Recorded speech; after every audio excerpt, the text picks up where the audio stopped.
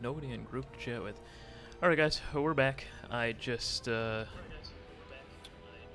reset the stream really quick because we were experiencing some frame drops in the game. I don't know if it was the game itself or if it was just the area that was poorly optimized or something like that. But anyway, starting it again. We're going to get right back into it. If you guys have any questions, just drop them in the chat, okay?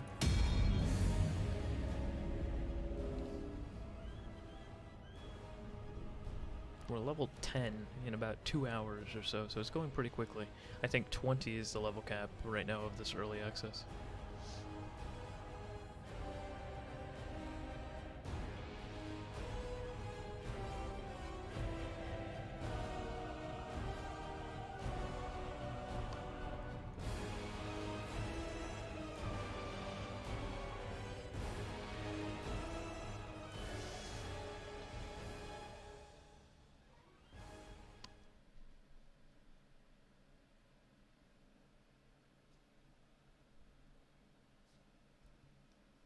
Thank you for joining the beta.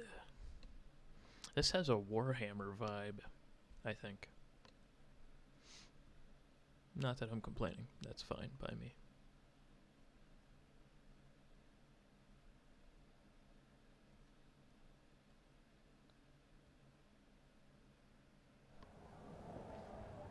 My little Destiny action figure fell over. There we go, he's back. Alright, so we should probably get rid of some of the stuff that's in this inventory. Gonna go ahead and put the staff in here because we might end up using it. This is actually a decent helm too. I don't think we need any of this other stuff though. Probably not. So we can just go ahead and sell all this.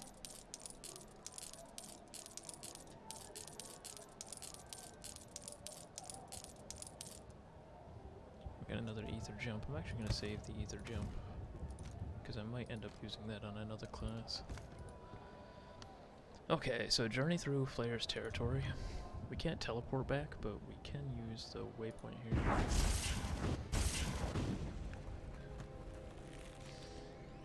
I don't hear him. He was behind us. I'm going to skip this cutscene because we actually just saw it a moment ago. Go check. Why me? Just go.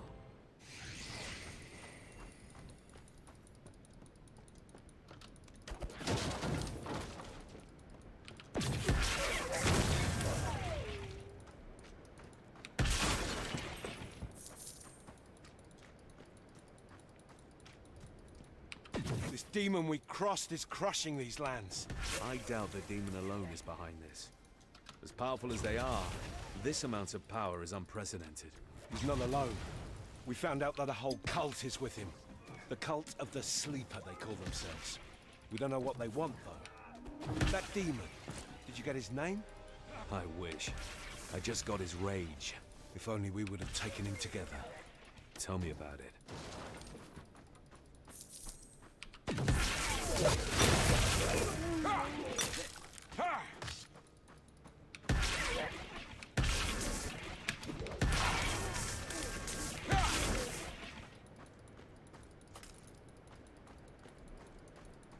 Another earthquake. Get ready.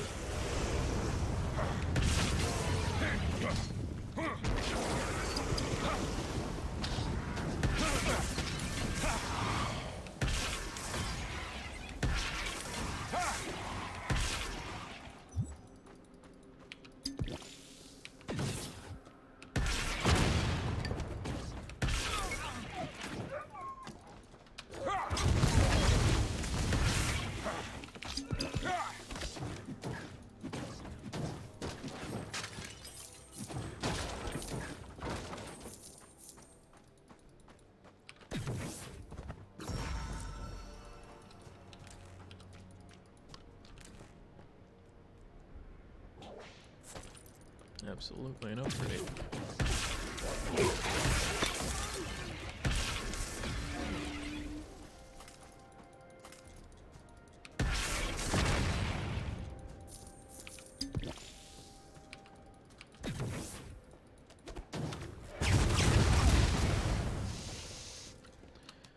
It's very satisfying.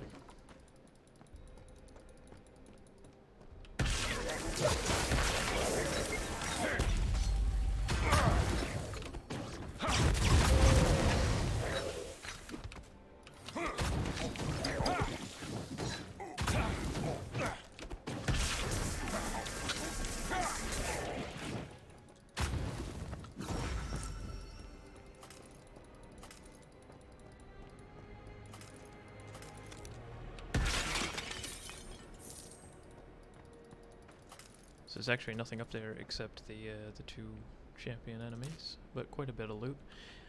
Alright, level 11 here.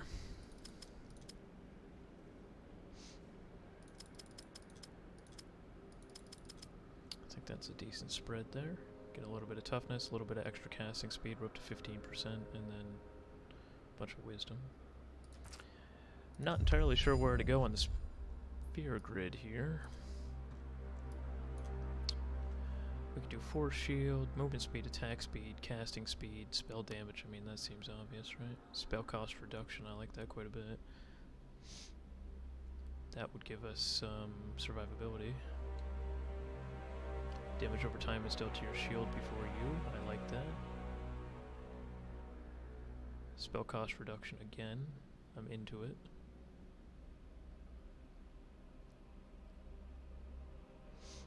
I'm gonna end up, I think, getting pretty much all of this.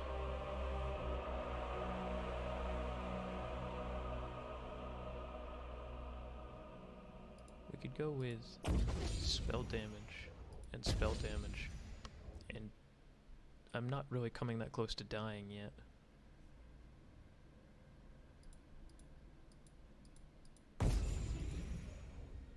Or we could do spell cost reduction, life leech, and then next level we can get this. Life leech affects force shield instead of health, which I like. Yeah, let's do the survivability. So we'll do the 5% spell cost reduction, the 2% life leech. I don't know though. That's a lot of damage to leave on the table. 30% spell damage. Yeah, I'm gonna go with that.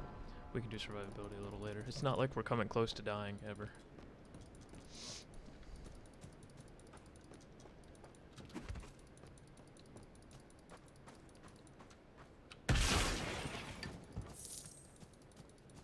I haven't found a whole lot of use for gold yet.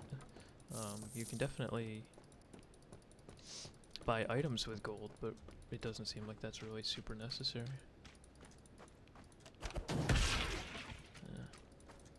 Maybe we're supposed to go this way, actually. Yeah, that seems right. There's enemies. If you're ever lost in an ARPG, follow the enemies. Interact. Slayer's Fury. Summon 2 blades and dash forward to the target, dealing single target damage. Does not dash if used in melee range. Usable with daggers, bows, and pistols. Interesting. Not something that we'd use for this build, but a cool ability. So I take it we won the battle against the Brotherhood of Dawn? We did. Their camp is burning as we speak. Did they fight well? Not well enough. Taking the flank left them no chance to rally and push us back. Where's our camp? Nearby. We're packing up and ready to leave. Stormfall wouldn't be too happy if they found a Republican army near their borders. Oh, trust me. Stormfall has much worse to worry about with tormented souls roaming the countryside.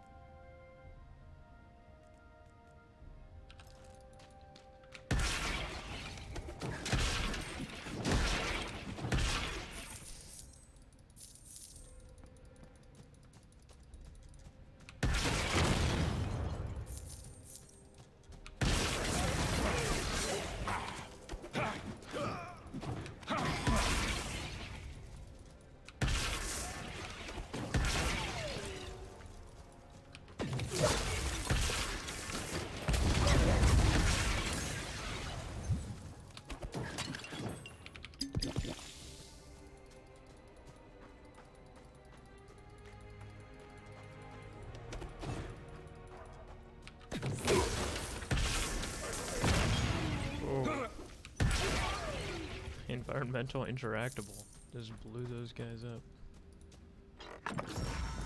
I like how they have a doghouse. That's cute, right? Little attention to detail, I guess. I love the glow effects from this fire. Just the lighting. Looks fantastic. Probably the number one thing that I can say about this game so far, as when compared to Diablo or Path of Exile or Grim Dawn or any of the other isometric action RPGs I've played. This one looks really good. The play is more polished than Path of Exile, a little choppier than Diablo 3, but it's really hard to compete with a Blizzard product that's like hyper polished. But in terms of graphics, in terms of ambiance, atmosphere, backgrounds, this is probably the prettiest action RPG on the market right now. Looks great.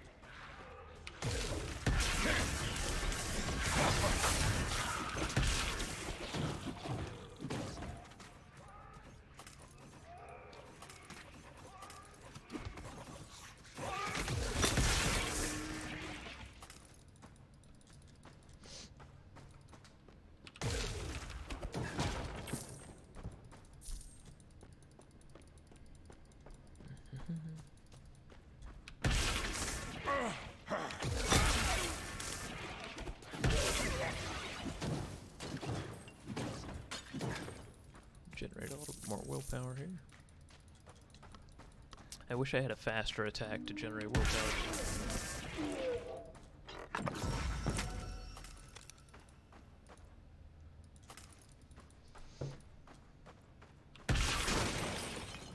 Some gold.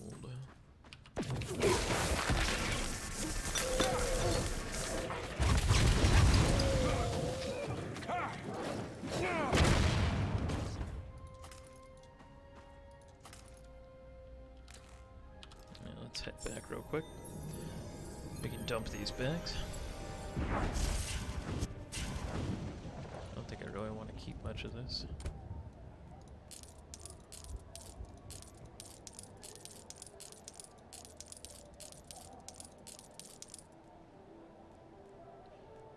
It's nice. This Gothic pistol's pretty nice.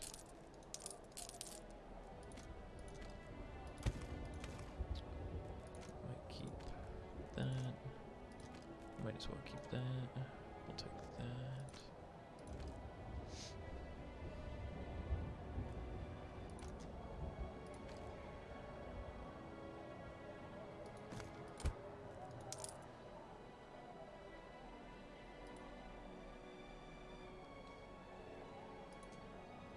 Oh, medium willpower potion.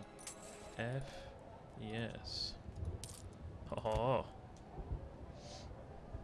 400 willpower now with this potion. That's a huge upgrade for us. I'm glad I even looked at that.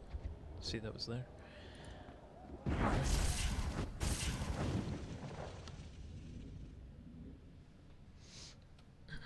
Let's see what we got. Actually, I think we're going this way.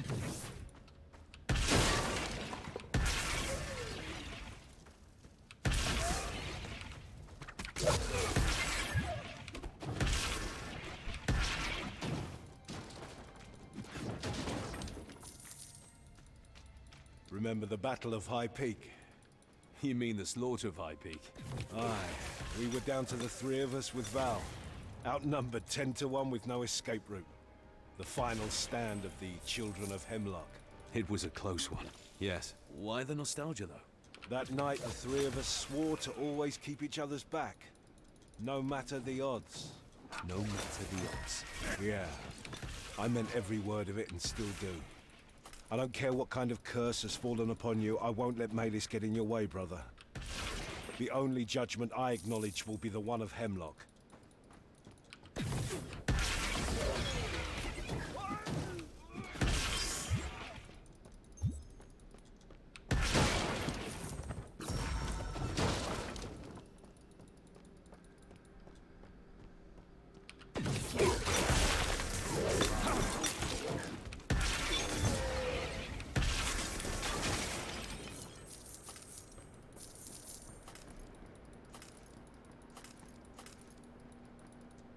can't pick up this fucking shield. Pardon my French.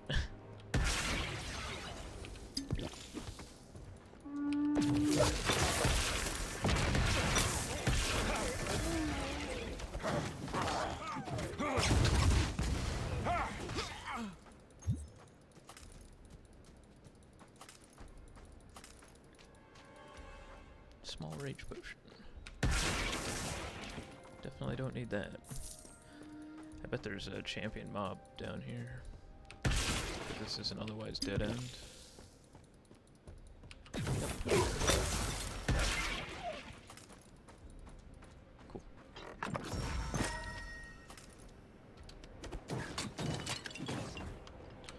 What is that? Oh, we got a ring. It's attacks, though, not spells. We got 11% spell casting speed score, which is nice, and it gives 55 maximum health, which is nice. It actually might be better than the Sapphire Ring we have equipped, because the Sapphire Ring doesn't give us any attack to spells either. It gives us plus 10 critical hit damage, but that doesn't specify spells, so I don't know if it counts. 53 maximum health, which is less than the 55. This might actually be better than this one. We can sell that. It's a nice gauntlet. Nice boots, too. 4 wisdom. Additional stamina point.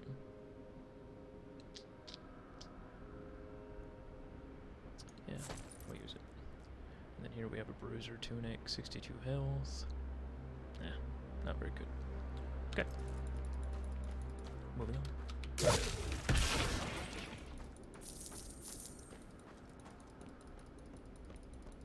Welcome aboard. Hey there, Worm. How are you? I'm doing good. If you have any questions, just drop them in the chat. Let's go this way.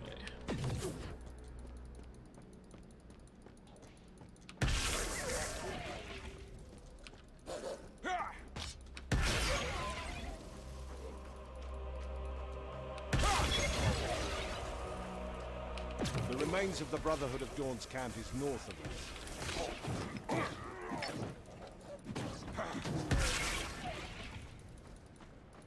Consuming embers.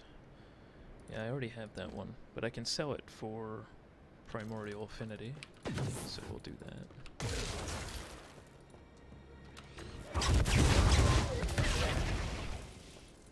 Those fireballs are very satisfying.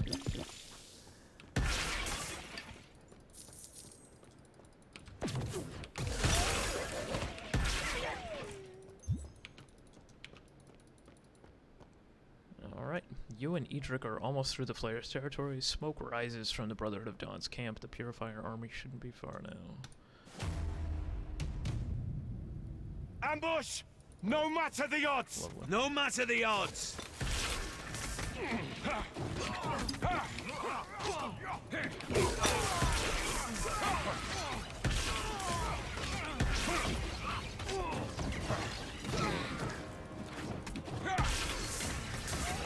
Use my staff to generate a little more.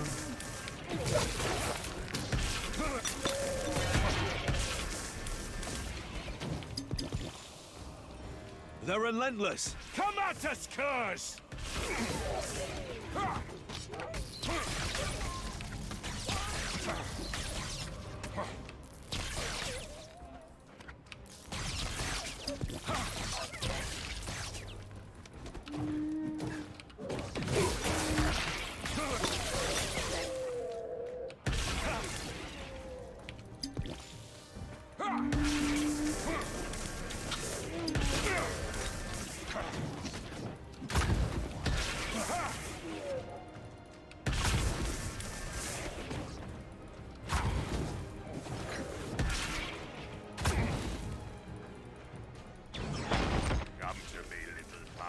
I will carve your flesh and wipe my ass with your Republican skin.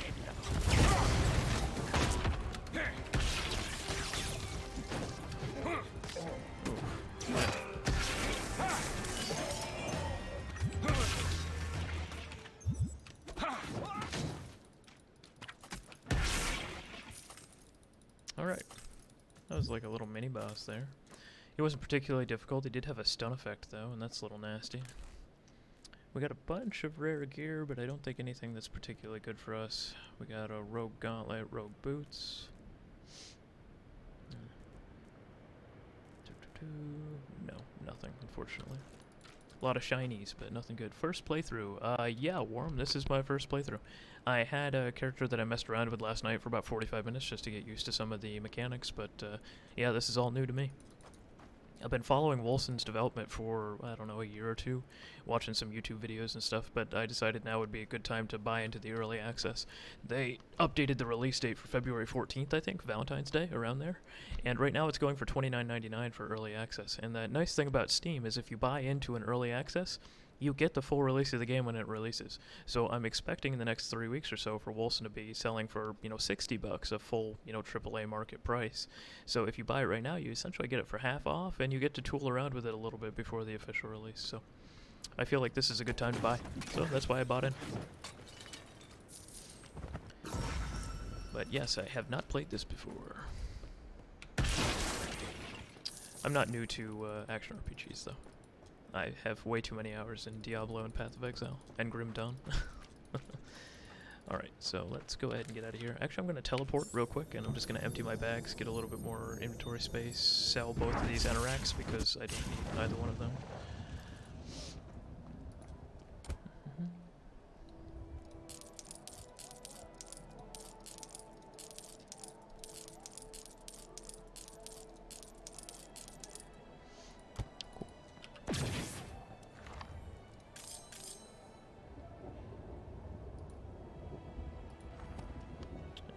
Level up our teleport here too.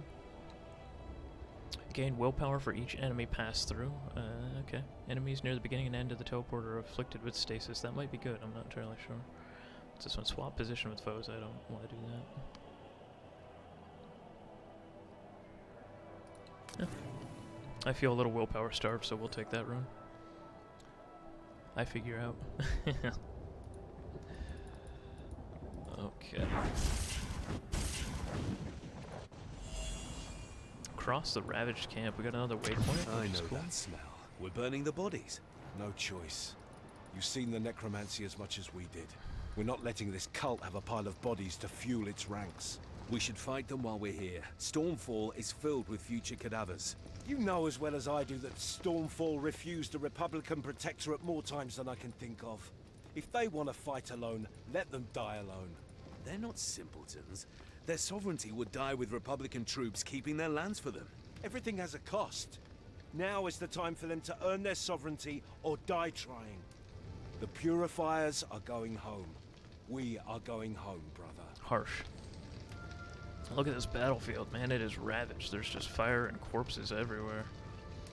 Looks like both sides had some pretty heavy losses here. There's a bunch of arrows in the ground. Wrecks of a couple outposts. This was brutal. That one still lives. Finish him. Wait! I won't beg for mercy. I made my peace. But before you finish this, you have to know. Know what? What were you doing here?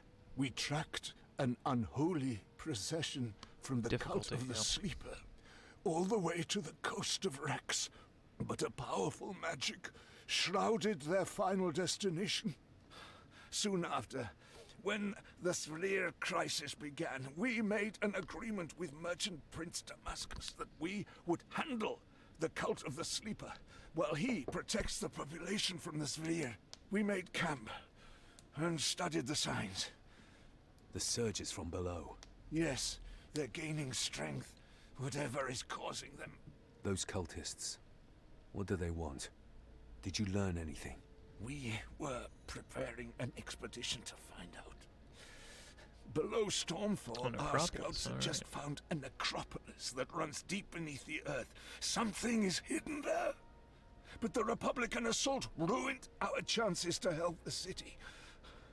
Stormfall is doomed. I've heard enough. Wow. Your judgment awaits, brother. No more delays. Let's go. Just killed the guy. Alright, yeah, in terms of difficulty, I think there is a system for this game, similar to like Diablo has, where there are like torment difficulty levels. I haven't found it yet. I think I'm way too early in the game, and maybe it's not even in early access, but I know that there's a slider where you can put like +1, +2, +3, +4, +5, all the way up to +10. And then there's veteran difficulty levels 1 through 10, and then there's champion difficulty levels 1 through 10. And each difficulty level increases essentially the level of the enemies you're fighting. I think in this early access, +55, which seems ridiculous, is the highest level of enemy that you can fight. I think that's veteran level 1, increases the levels of all enemies by 55. Considering 20 is the level cap for the early access, that would make the enemies over twice your own level. But I haven't seen it yet, I haven't found it yet, I'm a little too early in this playthrough, but there is definitely a way to increase the difficulty level of the enemies that you're fighting in-game. I just don't know where it is. It's Champion 9. Yeah, this part is bound to end game content. Okay, yeah, good. So we'll see what ends up happening with that, but obviously they're going to have an increased difficulty level. It probably comes along with increased gold find, increased experience level, increased magic level find, you know, so you can find better items quicker. I'm not sure. One of the things that seems interesting about this game so far, and perhaps Magic Find, yeah, perhaps you have more insight into this than I do, is I found this this necklace earlier called Thirst, right? It's a unique, and it's level 3. You can equip it at level 1, and it gives 44% spell damage, 22% maximum health, 7% casting speed. This item seems ridiculously overpowered. And the thing that's interesting about it is that it's all percentage based. So I almost have a feeling that there's not going to be a whole lot of reason to play on very high difficulty levels if the low level items are potentially this powerful. If I can find an item like this playing on Veteran 1, what's the point in playing on Champion 9, you know? Is it just the rate at which they drop? Because it doesn't seem like you're going to find items that are significantly more powerful than this. Also, I got this at like level 3, right? Which is why it says level 3 on it. At level 20, am I going to get an item that's significantly more powerful than this? Because I doubt that, right? I doubt at level 20 I'll find an item that's 88% spell damage, right? So it almost seems like the level that you're playing at, the difficulty level that you're playing at, doesn't have a whole lot to deal with the power of the items you're finding. And it has more to do with the rate at which you find powerful items. So maybe that would be the argument. But very early into the game, on the very first difficulty level, I'm finding items that are this potent. It begs the question, why would I play on Champion 9 unless I just want to increase chance of finding these highly powerful items. I also got a epic staff too, Chronocell, so we'll see. But hopefully they incentivize, I guess this is my concern, I hope that the developers incentivize playing on the higher difficulty levels. I hope it feels justified, or else people will just play on like a veteran difficulty level, fly through it, one-shot all the enemies, and get access to very, very powerful items like Chronocell and Thirst. We'll see. Minus 22% health, did I read that wrong? Oh, look at that, you're absolutely right. It does say minus 22% health, I actually didn't notice that. Ouch. I'm going to equip it anyway because it's powerful, and I haven't found a part of the game yet where I feel like I'm at risk for dying. In fact, I've never once used my health potion. Not a single time in this whole playthrough so far. So I'll stick with the minus 22% health, but I didn't see that. Good catch. It does have a little minus next to it. The rate is increasing. There are some unique that don't drop until a certain level. Okay, interesting. That would make sense. If maybe some items will only drop on champion levels. Okay, that would make sense, and that would be an incentive to play on a higher difficulty level. Also, gems. I found a couple gems. They're like chips so far. They're really crappy. I presume that better gems will drop on higher difficulty levels too. You can find the numbers of resources displayed in the option I recommend. Okay, settings, gameplay settings, resources. Display health, resource values, apply, accept. Okay, so I can see my health and rage and willpower, I guess. Find the numbers of resources displayed in the option I recommend. Yeah, I suppose. I don't see what the point is really, but I guess it's nice. See how much willpower I have left. How much willpower each of my spells cost. Yeah, 359 health. It does not show my my shield though. To show shield I have to come into here to see my 322 force shield. I guess you can infer it though, because the shield seems to be a portion of the overall health, but yeah. That's my EXP bar. Yeah, interesting. Alright, leave the ravaged camp. Let's see what ends up happening next.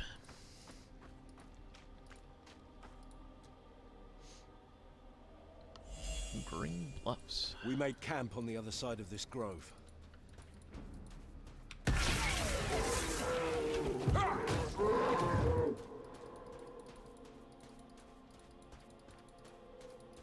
This is pretty. Oh, I can destroy that rock. Cool.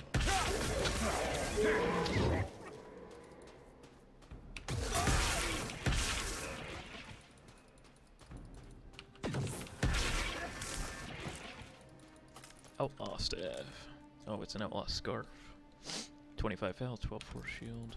Alright. What if Hemlock doesn't understand? What if he listens to Malice? His judgment is final.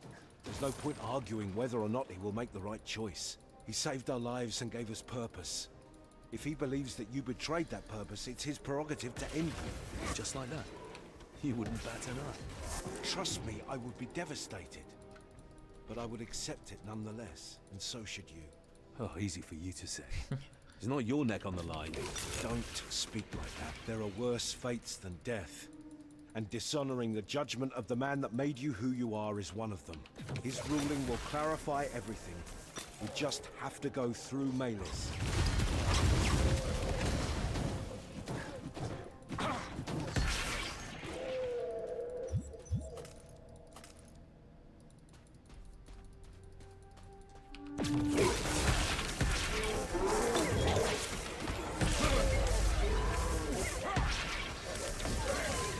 Slow turnaround.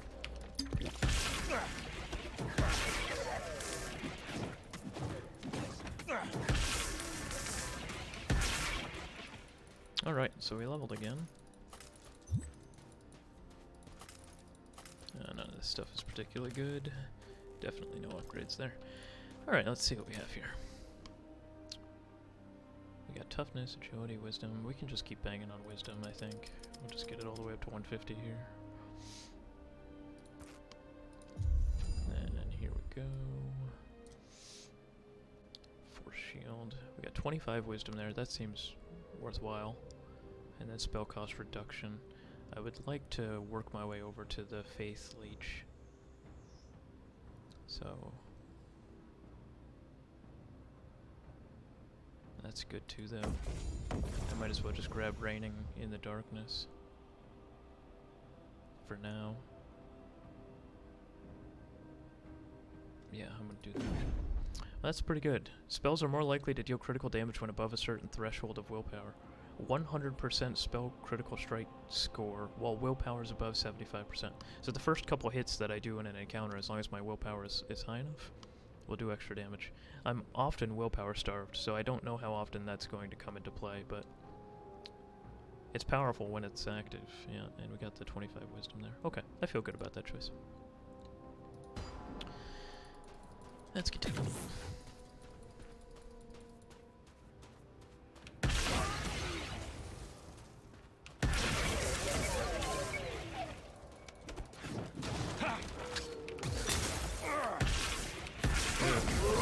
Not a fan of spiders.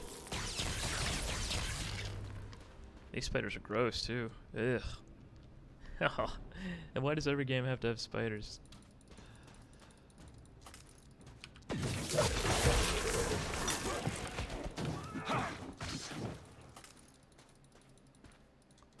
Pick it up. There we go.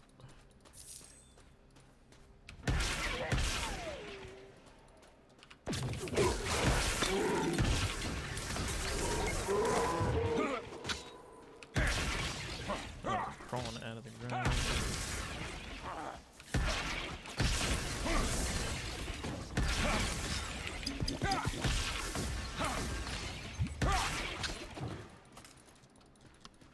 Okay, we got some interesting items there.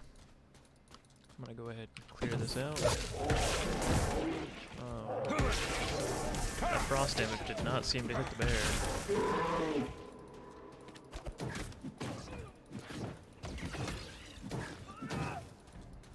Just use them to generate a little bit extra willpower.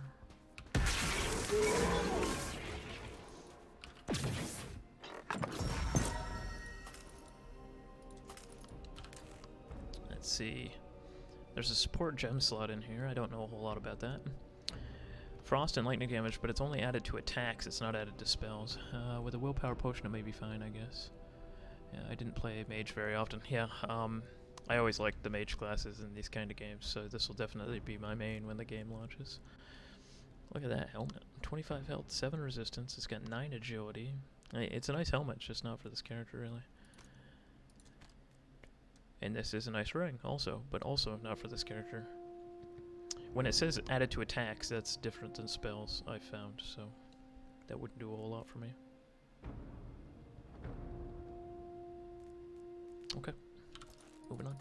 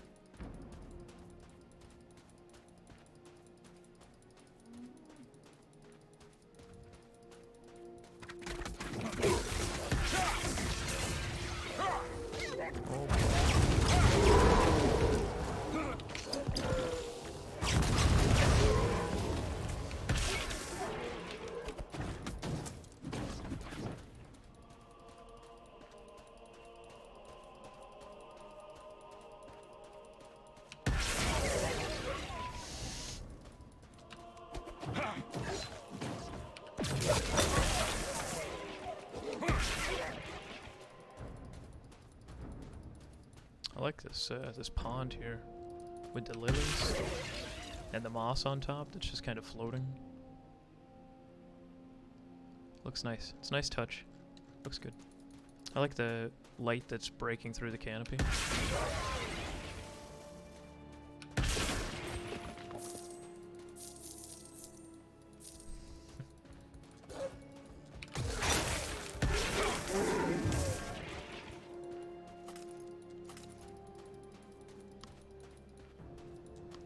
Spells and attacks are specified in the pop-up along with item restriction. Auto attacks are considered as attacks, right? Yeah. I didn't know that for a while. Your basic attack with your staff is considered an attack, by the way. Oh, I didn't know that either, so that's interesting. Yeah, when I was reading attacks, I was actually going through, where is it here? The grid? Yeah. I was going through the grid, and I was seeing these things. Here, I'll show you which one I was talking about. So like this, right? 15% attack speed score, 15% force shield under the assassin portion of the grid, and I thought, wow, that's awesome. That's great. I want that. I want as much attack speed as I can get. And then you keep going here, and there's another 15% attack speed, and there's another 15 attack speed. I'm like, I can get 45% attack speed score just by getting these 3 points. I'm going to do that. And it wasn't until further on in here that I read that there was a spell attack speed score. I don't know where that went here. I can't find it now. And that's when I was wondering, is there a difference between spell attack speed and just regular attack speed? Do spells not count as attacks? And they don't, apparently. So those words are very different. And I almost spent some points down here in this assassin tree thinking that it would increase my spell attack speed, and it wouldn't. But my staff counts as a regular attack. That's interesting. Now, the spell that comes out of this staff here, it's super weak compared to my actual spells. Like when you compare it to the Aether, or when you compare it to this lightning, I mean, I'm doing like 350 damage crits with the lightning, and I'm only doing like 30 damage with the staff.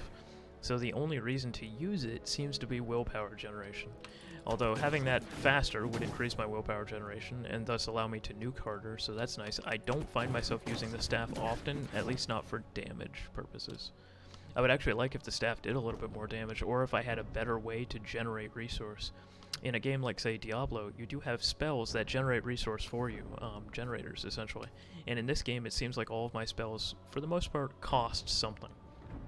There is a spell that I had on my ranger last night, where I threw this spinning blade, and that didn't seem to cost me anything, which was interesting. It didn't cost rage, and it didn't seem to cost willpower. But it seems like on this mage, everything costs quite a bit of willpower. I have another question for you. Yeah, my weapon is outdated, I suppose. It's level 8, and I'm level 12, but it's a unique, so I figured that would last a little bit longer. But here's a question. I generate a lot of rage on this character, and I have nothing to spend it on. It seems like all of my rage abilities that I've found, all the rage anoraks that I have looted, require a melee weapon. I'm hoping at some point that there is a spell or something that I can use that will utilize this rage that I'm generating, because right now it's just going to waste. You have in the hybrid builds. Okay. So I'll have to look at that later.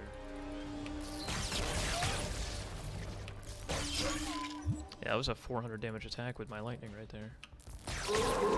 As opposed to my spell that's hitting for, my staff that's hitting for nothing, really. 46. Yeah, my lightning is hitting for 10 times more than my staff is hitting for.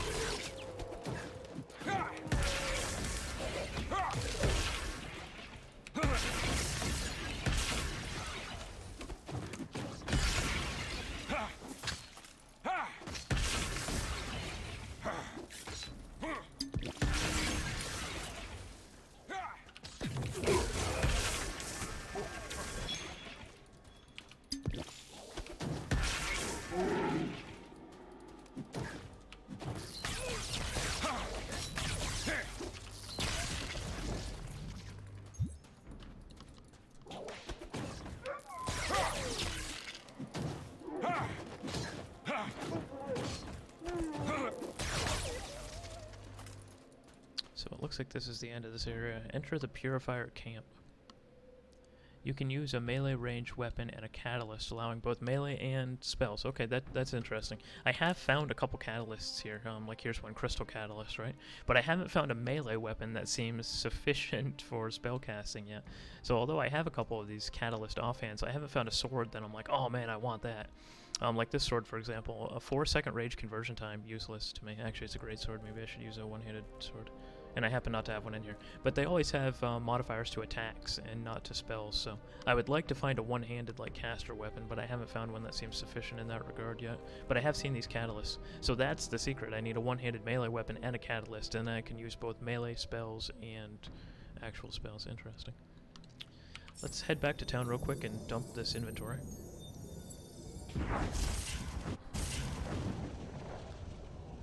It'll give you willpower. And vice versa. I need that because I'm willpower starved fairly often. I need to find a good one-handed weapon, then that'll give me some kind of spell modifier. Okay, let's bend this stuff.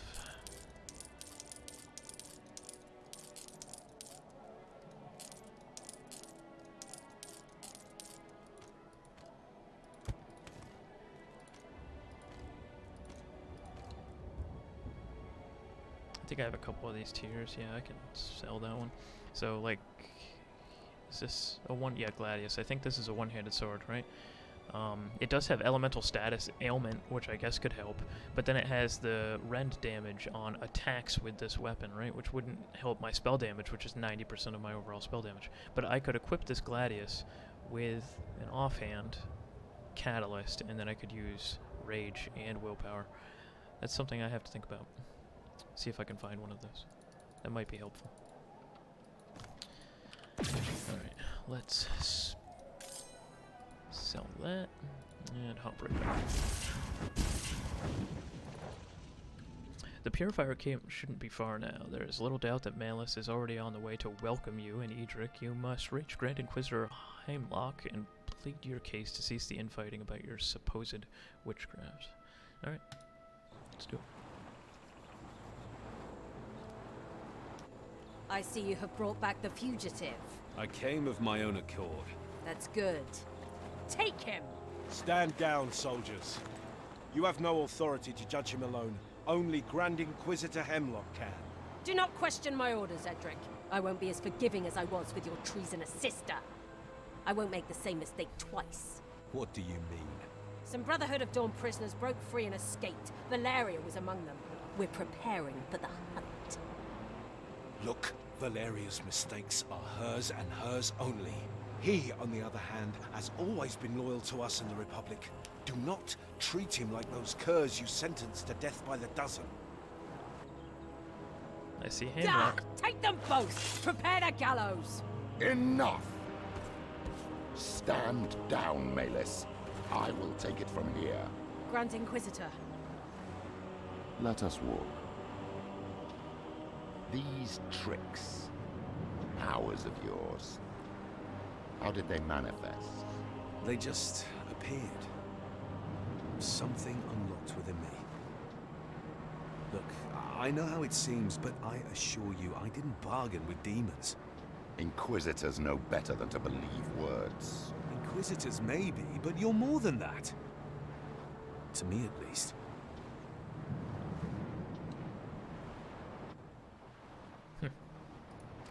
Everybody else looks so cool. My character looks crappy. I hope I get cool armor eventually. I know it's the very beginning of the game. I'm level 12, but... Let's assume I believe you. What did you expect by coming back here? Only what's right for Valaria and I. I cannot afford the political cost of sheltering you, but I can give you another chance at survival, another chance to serve mankind far from these lands. You will leave for Stormfall at once, and live as an exile by taking the first boat to the city of Gomorrah. Among the Pariahs of the world, you might not be noticed. Even if I do, what of Vedric? What will you do with Valaria? She was just evading Malice frenzy. She is still loyal to you in the Republic. No! Your path isn't theirs, not anymore. Even my influence couldn't save Valaria. Her fate is sealed. Accept it as I must. She deserves more than being chased and put down like a dog. I hoped you would not have been so cold for once. But you never cared, did you? I risk my political survival by talking to you. I should have killed you on the spot. Do not dare to presume to know my feelings. Let's make this very clear. You will do as I command. If you ever cross paths again with the Republic, or if you ever look for Valaria, you will forfeit this chance. Now go. This track will lead you back to Stormfall. Farewell, my child.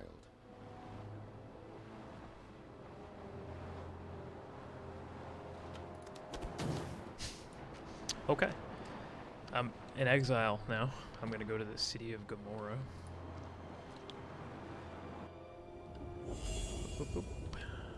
Alright, we get a bunch of choices here. So there's actually kind of 4 like weights of armor. There's Sorcerer, which is light armor, Rogue, which is medium armor, Bruiser, which is slightly heavier than medium armor, and then Heavy, which is the heavy armor. Interesting. So Waistcoat. 156 force shield, definitely better than I have. It also has a gem slot. Stamina regeneration, rate reduction. Cool. Okay, we're gonna go with that.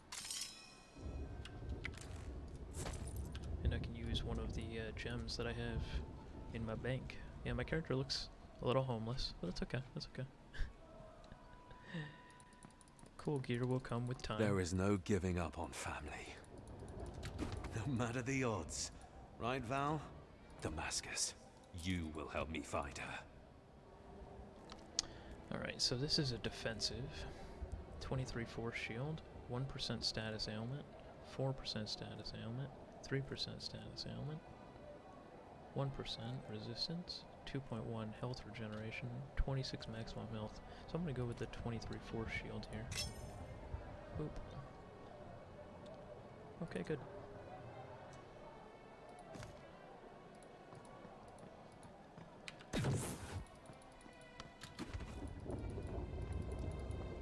Enter the palace.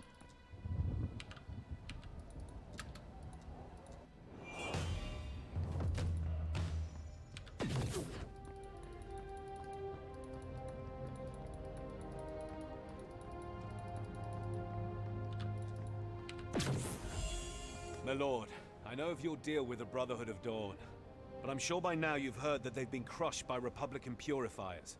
I have the report, yes. The hour is bleak, champion. So, what brings you to the palace? I'm looking for someone fleeing with the remaining brothers. I ask of you for your scouts' help. I have ways to locate their position and track them, but I don't really see why I should spare precious resources on your behalf at this darkest hour. I need every man I can muster against the Sphere, and even more now that the cult of the Sleeper has revealed itself. Nothing comes for free, my lord. So let's strike a deal. The Brotherhood was preparing an expedition into a necropolis below Stormfall. They believed it would lead them to the cult of the Sleeper's destination, key to understanding the phenomenon and stop it. I will finish their job, in exchange for your assistance to locate my friend. Such audacity. I would tell you and your bloated ego to jump off the city walls. But if anyone can indeed spot such behavior, Through the sewers. it is you. Alright. So I'm going to go champion. into this necropolis alone, I guess. Very well. I accept. Reach the smuggler's path through the sewers on the way to the lower rings of the city. I pray that you find the answers we need before this crisis engulfs my city for good.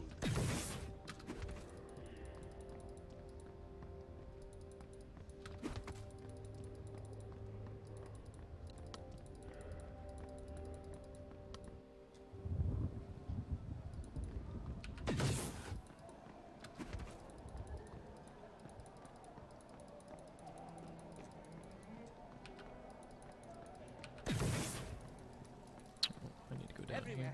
Yep. Stay in line if you want food. In the night time, no, Harlan, you can't. Rear overflowing. I wouldn't go in there if I were you. Good thing you're not me. Not my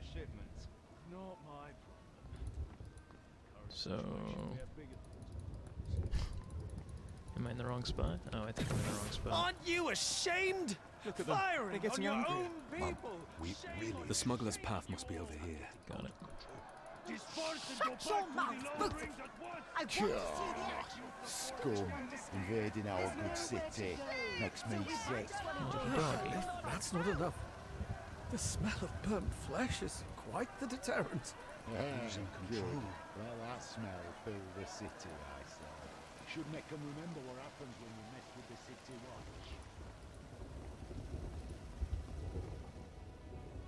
watch. Okay.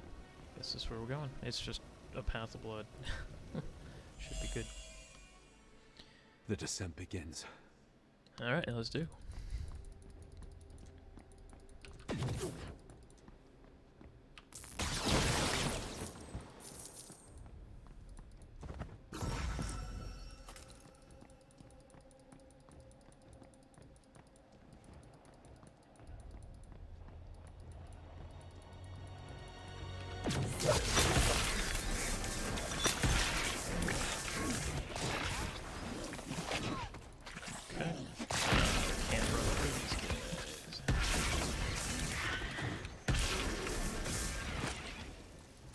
So that's interesting.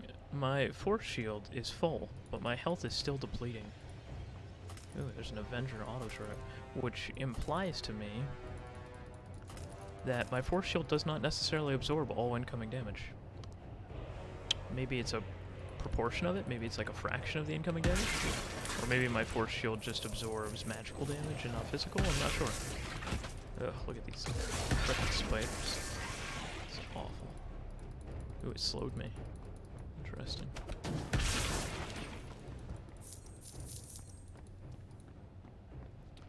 Poison ignores force shield. Ah, okay. So I'm taking poison damage. So that's dangerous, right? It actually, you're not protected of ailments, so...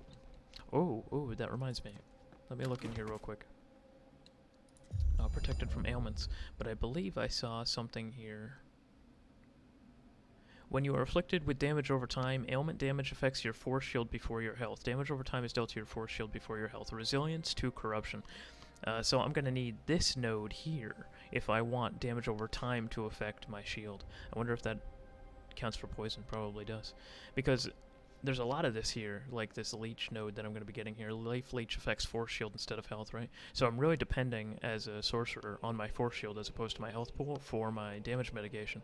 And if ailments are going to ignore it, I could very easily just die at high difficulty levels to like a damage over time effect because I have this big beefy force shield that regenerates extremely quickly, and that's where I've put a lot of my survivability. And then something like a poison hits me and it's just going to tear through my very small health pool. So I'm going to need something like this, resilience to corruption, or else all of this survivability that I'm baking into this force shield is gonna be subverted. That's interesting. You're not protected of ailments, bingo. Okay, yeah. So I'm going to have to prioritize this node. I'm going to have to get it fairly shortly. I can get this and this. So in about 2 levels, I can get resilience to corruption. Interesting. Okay.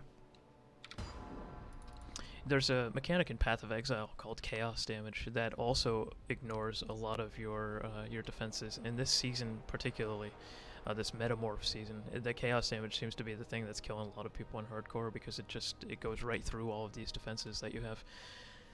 And it feels a little like that, so we'll see. Okay. I don't know what this thing is here on the map. Is it a shrine or something?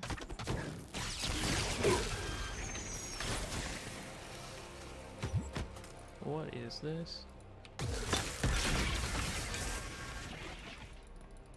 Alright, it says defeat a wave of enemies to gain a 50% critical hit damage buff. So it's like a cursed chest or something in Diablo. Okay, let's try it. Oh, very interesting.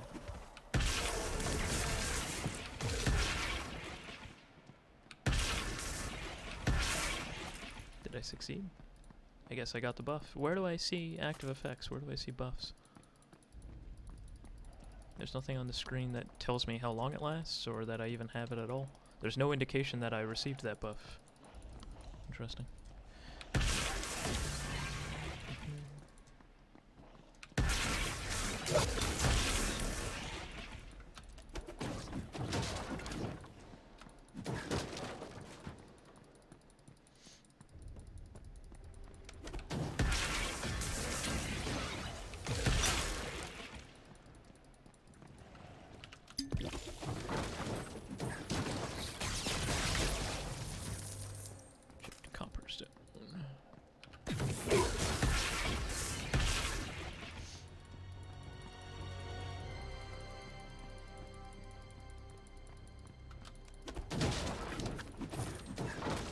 Right now you only have the feedback under your feet.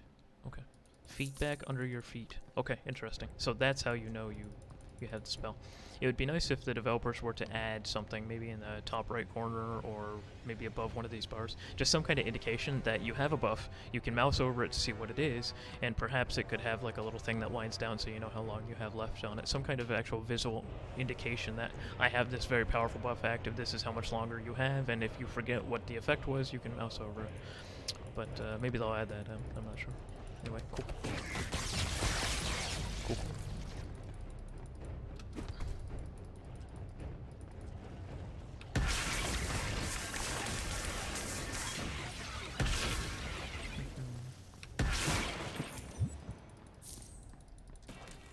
Oops. Wonder what I clicked. Bleeding Edge seems really cool. I'd like to use this ability, but I don't have a melee weapon. So I'd have to equip one of those. Alright, let's see.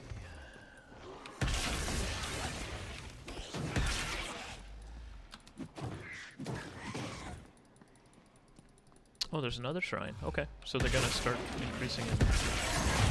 Oh, shit! I did not see that coming.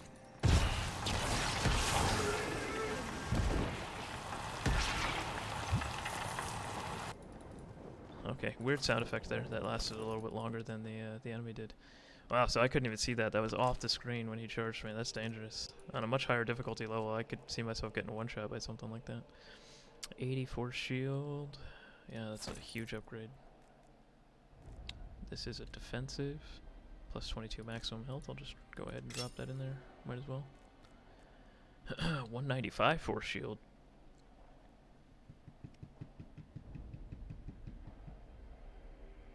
I don't know.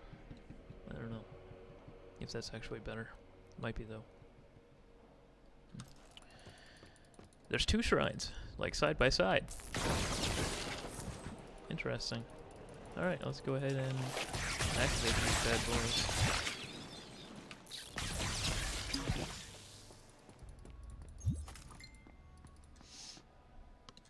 Defeat a wave of enemies to gain their buff, 50% critical hit chance, so it's the same thing as last time. Let's kind of round these guys up a little bit here. Ooh, these guys are tougher. Yikes.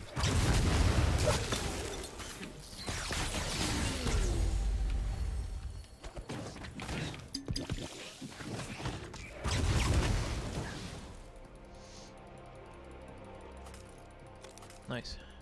And we leveled from that too. I want to use the buff that I have. Oh, I see beneath my feet. I see what you're saying, that little white kind of swirl. Gotcha. That's the indication. And now it's gone, I guess. Okay, cool. Let's go ahead and do this one real quick.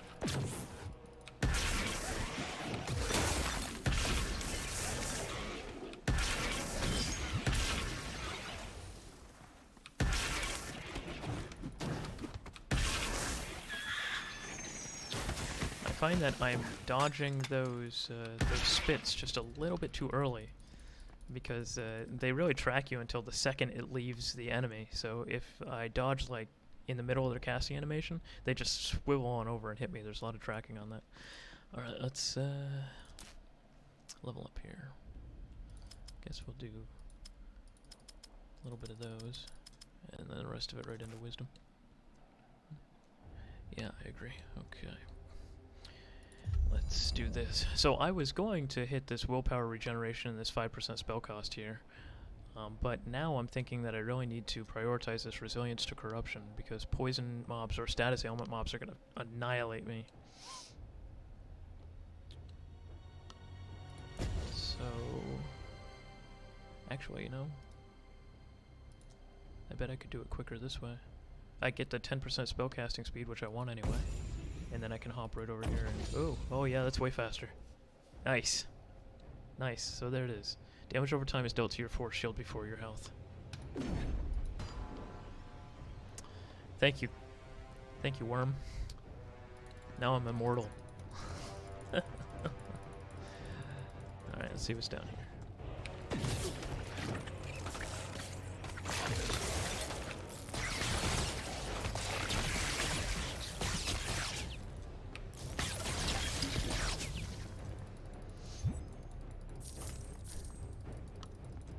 There's no chest, huh? I thought there would be. I've been conditioned into thinking those dead ends have chests. We'll see, he says. Yeah, I haven't put a whole lot into toughness, to be honest. I mean, I think that's fairly obvious from here, but 5.9% all resist. I don't think that's very good. I don't think that's good. Let's see, Sovereign Shout. Sovereign Shout. It seems like a really cool ability. It gives 25% casting speed. I'd love it. Don't have a melee weapon. So it is what it is. That would be very nice for group play, though. I haven't come into a whole lot of abilities that scream like, oh, hey, this is great for co-op, but Sovereign Shout seems to be one of them, where it would be nice if I had a buddy that was like a melee and he could, you know, cast that on both of us. So that'll be interesting. We'll see.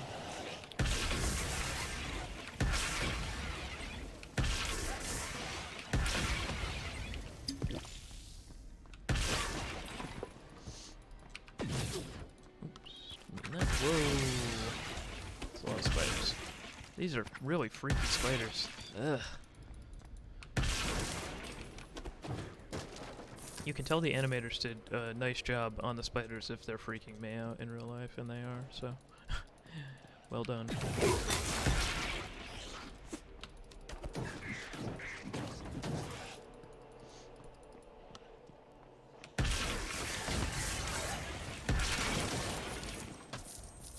Something's alive. That guy. Tribal staff, small willpower potion. It's still not better than mine. I'd like a better weapon though.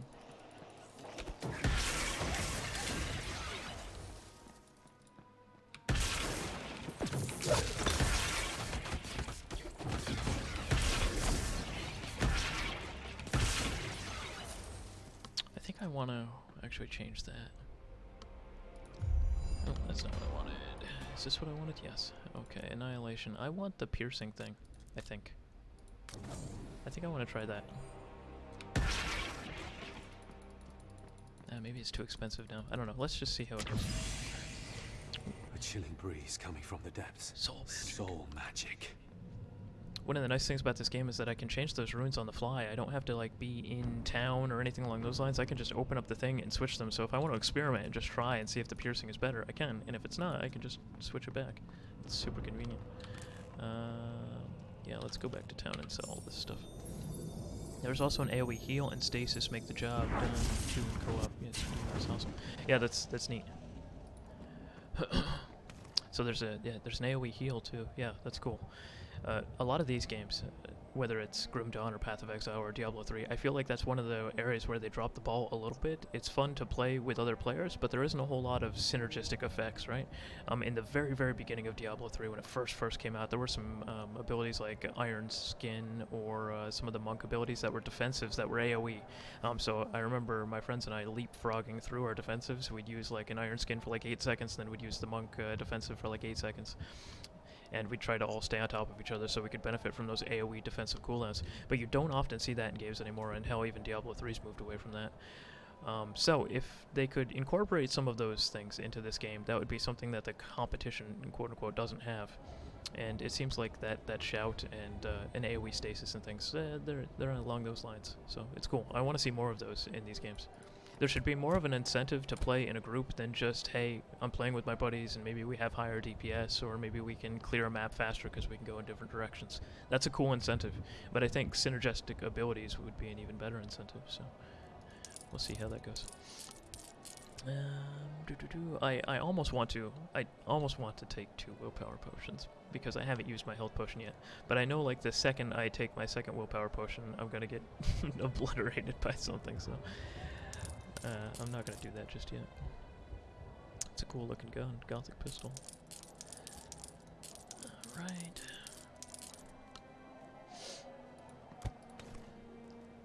I'm gonna keep it though, just in case. Thunderstrike, I think I already have a Thunderstrike in here. I don't. Okay, we'll keep that. Sovereign Shout, I already have one right there. Phantom Blades, I do not have one of those in here. Avenger's Auto Turret, what is this? Summon a mechanical turret to provide covering fire. It can be detached and wielded by holding this skill. That sounds badass. I like games where you can put down like a turret and it can do things like that. But the fact that you can hold the skill and like pick it up and use it as a Gatling gun or something, I'm trying to visualize what that would look like, but that sounds really freaking cool. I like that. Bleeding Edge, I think I already have one. I do, and then yeah, so we'll sell both of these. But an auto turret, not only that you can put down, but you can detach, pick up, and fire. Sounds pretty cool. Yeah, the level ups are very expensive. I have 7,500 of this Primal Affinity, or whatever it's called. Yeah, Primal Affinity. And level ups for most of these abilities are over 11,000, so I don't think I'm going to be using that. If anything, I think that the primary use of this Primal Affinity will be as a catch-up mechanic, not so much that I'm going to routinely use it to push the skills that I'm actively using, but more so like, oh, I want to use that Bleeding Edge ability, and it's level 1, so I can just dump a bunch of Primal Affinity into it and maybe get it all the way up to like level 8 or level 9 really quickly. So I was conceptualizing Primal Affinity being something to help me level my active skills, but looking at these costs, that does not seem to be the case. I think Primal Affinity will be more of a catch-up mechanic for new spells that I want to try. That's cool. It's cool though. Alright, let's go back into it. And it helps with a rerolled character. Right. So it's not so much to help you push the abilities you're using, it's to help you catch up on new skills or reroll. Here's a question that you might know the answer to, because you seem oddly well-versed in this game. There are other abilities here that I would like to learn, right? But can I learn more than these? Like, here's an example, right? Phantom Blades. Like, say I want to learn Phantom Blades. I learn that right now. Can I just have like a really long number? I keep pushing the wrong one of spells, like in this list, and then I can just choose which ones I want to be active at the time. Right now I have 5 of them in this list, and I have all 5 of them that I'm actively using. But if I had 6 or 7, can I have them in the list and just not have them active? Do they gain experience while they're not active? I don't know. Because I don't want to learn something and then be forced to use it, or have it like bump one of my other abilities. I guess I could just try it, right? Yeah, so this one, and there's actually another one, there's a nice one. Arctic Spear, this sounds really cool. Arctic Spear sounds awesome, but I don't want to learn it and like be forced to use it, because I like what I'm using right now. Maybe I'll just try it, right? What could go wrong? Boom, learned it. Alright, let's see. Okay, so it is in my list here, but it's just not active. Okay, so I answered my own question. No experience gain, though. Okay, yeah, that makes sense. It would be wonky if I could gain experience with something that I'm not actively using. What I'm going to do is I'm actually going to replace, I think, the lightning, because my lightning skill and my fireball skill kind of do something similar. I don't technically need them both. Or maybe I'll just replace the fireball skill and just use lightning. I don't know. The fireball skill is cool, but it's very expensive. Yeah, I'm going to take Thunder Strike and put that here. And I'm going to take Arctic Spear and put that here. Let's see how that looks. Okay. Okay, I see. So there is a bit of a delay. So they always fire in the direction I'm facing when I hit the button. So if I turn around, it'll go in a different direction. I wonder if they pierce. Interesting. We'll see. I'm going to use that a little bit and see if I like it, but that's cool. Oh, and since I just answered my own question, I want to learn this other one too. Where is it? Tears of Ethelial. A massive ice forms above your enemies. After a short delay, it falls from the sky for huge damage. Oops. That sounds cool. I want to learn that too. And let's see what this looks like, actually.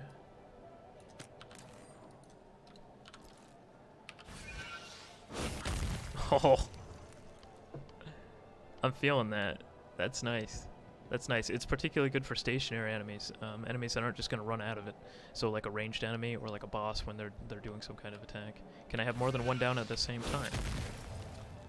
I cannot because it has a cooldown. I see. That seems okay though. It's expensive. Oof, 272. It better hit really hard for that kind of cost.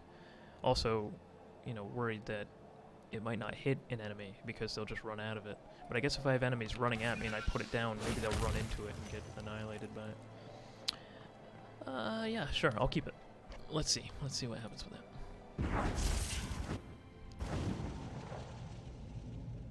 Bind, you bound to X. What does X do? My X button doesn't do anything right now. I might have unbound it. I rebound all of these abilities down here to use WASDQE because that's just a little easier for me. And then I bound the potions to 1 through 5. It's a little more Path of Exile-y, which is something that I'm more used to. Alright, reach the necropolis. I don't think I'm going in the right direction, actually. Yeah, I think I'm supposed to go down through here. I want to test this giant falling ice ball. 169. It's level 1, so I presume as I level it up, it might get a little stronger, or some of the runes might make it a little bit more impressive. But for the cost and the cast time, The kind necropolis. of, I'd like No more damage turning than back that. now. Alright, let's see here.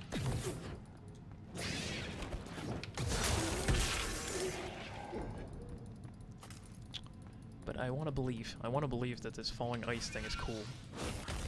Yeah, you know? I could see it being neat.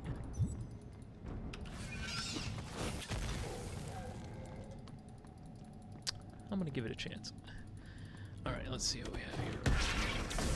Ah, okay, so this is a problem that I actually ran into earlier with changes in verticality, right? So I'm pretty far down here on this stairway, and when I use this ability, it doesn't go to the top, and then vice versa. If I'm on the top, it goes above the heads of the enemies that are down below. It's kind of cool because it shows that there's like a nice hitbox that's going on here. But in a lot of other games similar to this, my ray would actually travel up the stairs. I think that would be complicated to code, and it's not a big deal because we don't see a whole lot of, so far in this game, changes in verticality. But that is the second time that I've encountered this where I've tried to use this ray and I've been unable to hit the opponents because they're above it. So that's interesting. I have to keep mindfulness of that. The frost spear thingy is bound to cursor. That's what I meant. Oh yeah. Bound to cursor. Oh! Interesting. So it doesn't necessarily follow which direction you're looking, it follows the cursor. Okay, cool. I want to play around with that too, but this falling ice thing is cool. 15% global life leech. Let's see. Oh, I did it again. Ooh, they actually froze me. Oh no! I need to take these guys a little bit more seriously. They actually hurt me quite a bit. Okay, I could have done that better. I was excited to use my falling ice thingy, but it didn't perform quite as well as I wanted it to. I think it would be cool if it didn't have a cooldown, right? I mean, having a cooldown is fine, and it's very expensive, so it would completely blow up my willpower if I were to spam it, but it'd almost be cool to lay down like 3 of them in a little cone and just, you know, and just blow everything up. I wonder if cooldown reduction would handle that, or if maybe there's a rune later on that decreases the cooldown of it, but it would be cool if I could use more than one. I want to be able to, like, have those rain down. This is the tail end of the unholy Oh, did it procession that resurrect went through those here. guys? The cult of the sleeper has much to answer for. Oh, that's interesting, because I'm pretty sure I killed all of them, and then it cast something and they all came right back up. Alright. Very necromantic. So there's some cool spell effects and lighting effects here too. I love the piles of skeletons. Those look very cool, just mounds of bones. We have these braziers here, which you would almost think would have like a flame or something in them, but they just seem to be emanating this like creepy magic. And they have skulls all carved into the bottom with candles all around them. It's pretty cool. And then here we have these graves that are marked. I like the vibe. I like the vibe here. The atmosphere is very cool. And then the background here is nice with the chains that are kind of hanging, and it's all gloomy. And you almost get the impression that there's just mounds of bones back there. I dig it. Looks cool.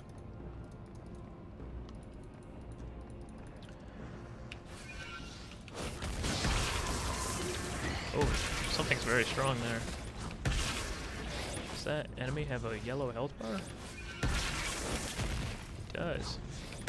This is like a rare enemy or something.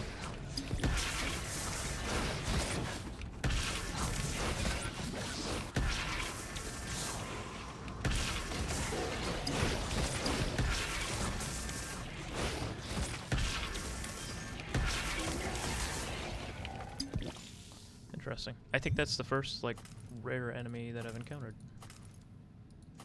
I get those, like, blue enemies every now and again, but those were yellow ones. They did have significantly more health, so cool. It's, ramping up, the difficulty is ramping up a little bit, which is a welcome change. Alright. Cursed chest. Okay, okay. It's the first time I'm seeing one of those, too. So we have shrines that have events, and then we have cursed chests, which probably have an event too. Let's go ahead and click this and see. Oh yeah.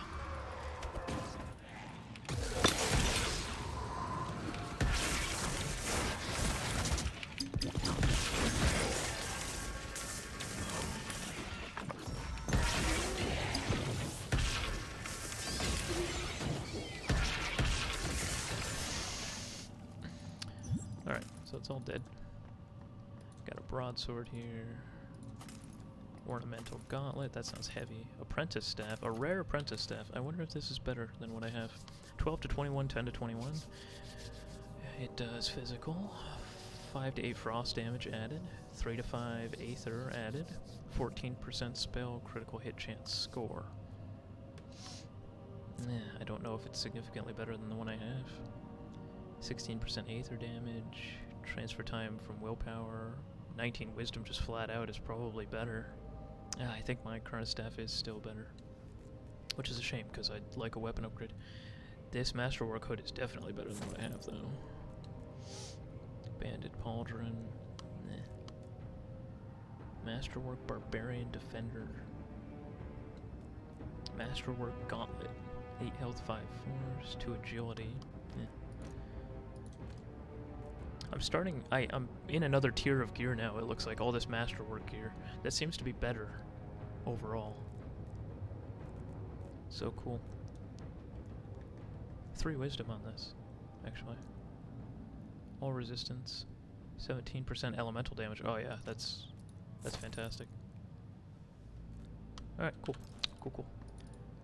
So I guess the chest automatically opens when you clear the event.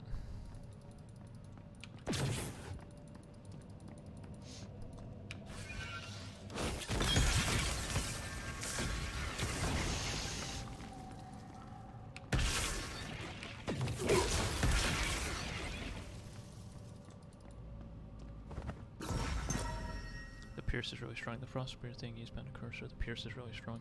Yeah, let's try the Frost Spear thingy, because I'm not super sold on this Tears of Ethiel.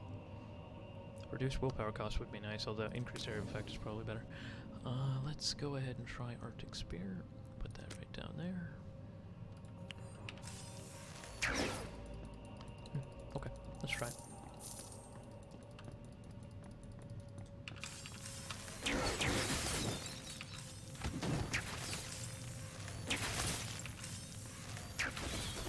It does reasonable damage. The sad thing is, I almost think that this spear does more damage per hit than the Tears of Ethiel does. It seems strong.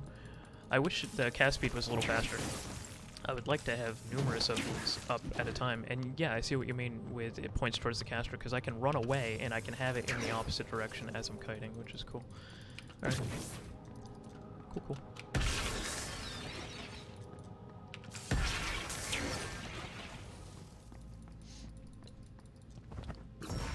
The problem is now going to be that I'm going to kill enemies before the spear activates. First world problems, right?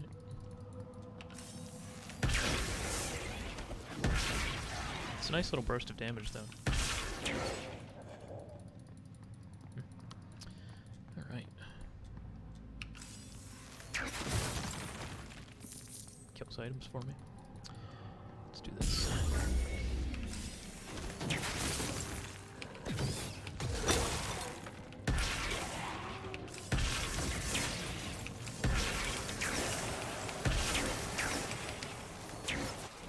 Oh, I'm out of willpower. That's why. It's like, why is it not casting?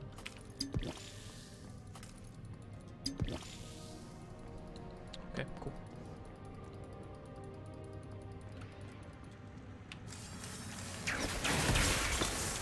You can just hold the button down and it'll fire multiple ones. That's neat. That's neat.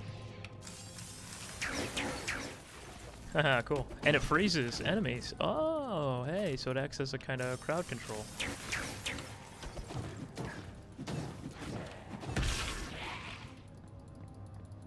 I'm interested to see what kind of runes this has and how the runes might affect it.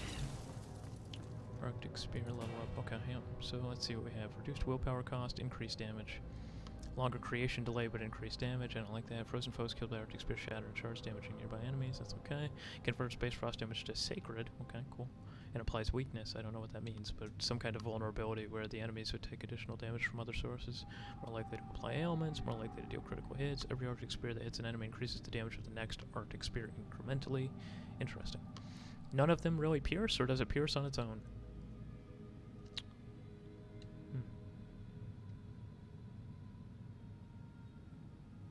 I mean, I kind of want both of these. We'll go with decreased willpower cost. Yeah, that's a satisfying little spell. Interesting. Okay. Moving on. Welcome aboard, guys. If anybody has any questions, just drop them in chat. Although Worm here seems to know a whole lot more about the game than I do.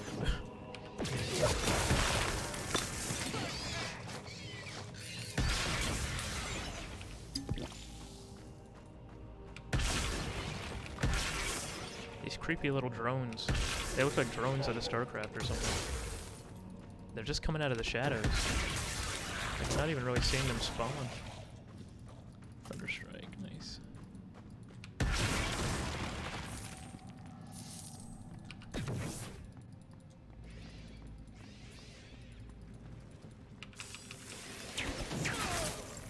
Not what I wanted. I did hear them coming from behind me though.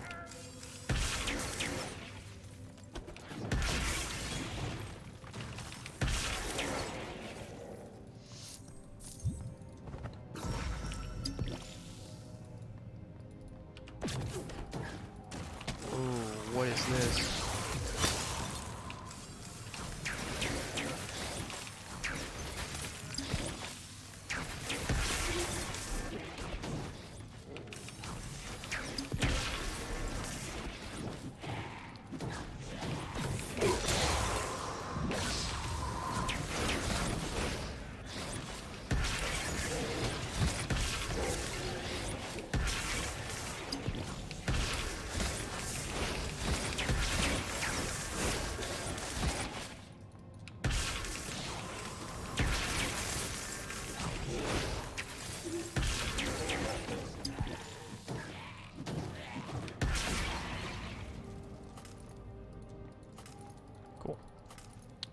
So they had some kind of AoE aura.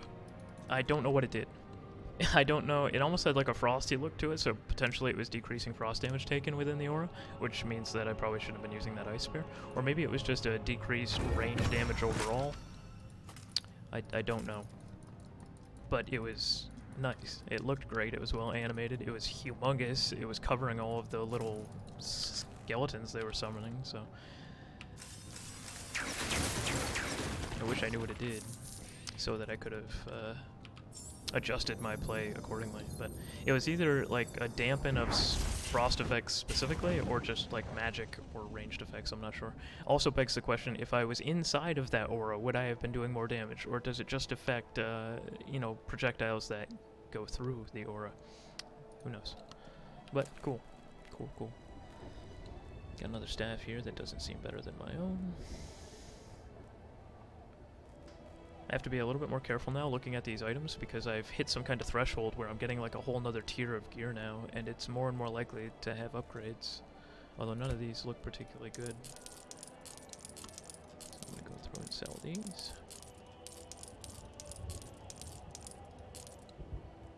Strike, Thunderstrike, Annihilation, Thunderstrike, Mark of Impurity, Anvil's Woe.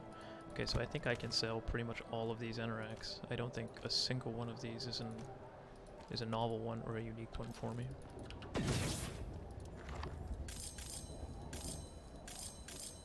And while I'm here, I might as well take this Arctic Spear and level it up.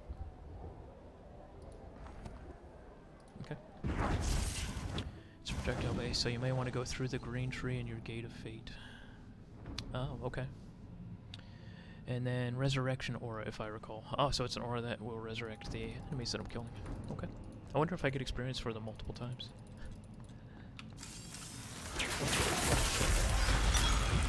Not leveled there.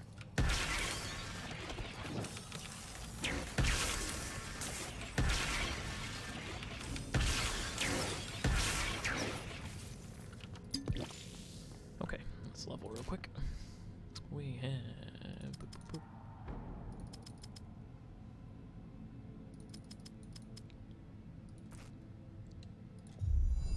Okay, cool.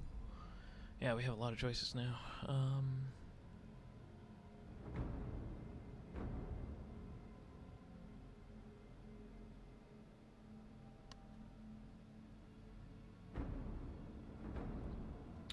A lot of these seem powerful. I'll probably end up getting most of these. Spell cost reduction and spell cost reduction is important, so I'm going to take both of those now. So my spells now cost 10% less to cast. Hopefully this will give me a little bit more...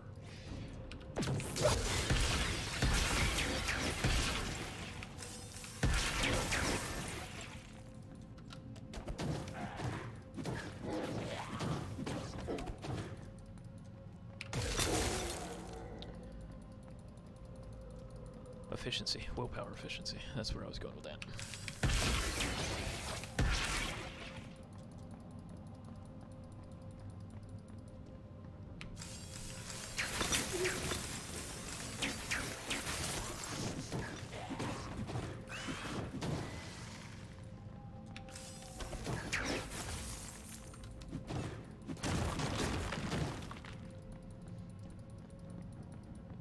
Oh, we got that aura again.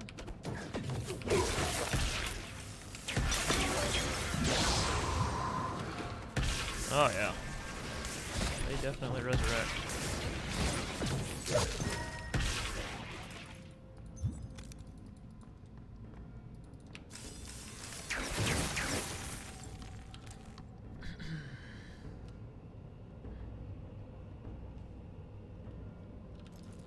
It's a nice helm, just not for me.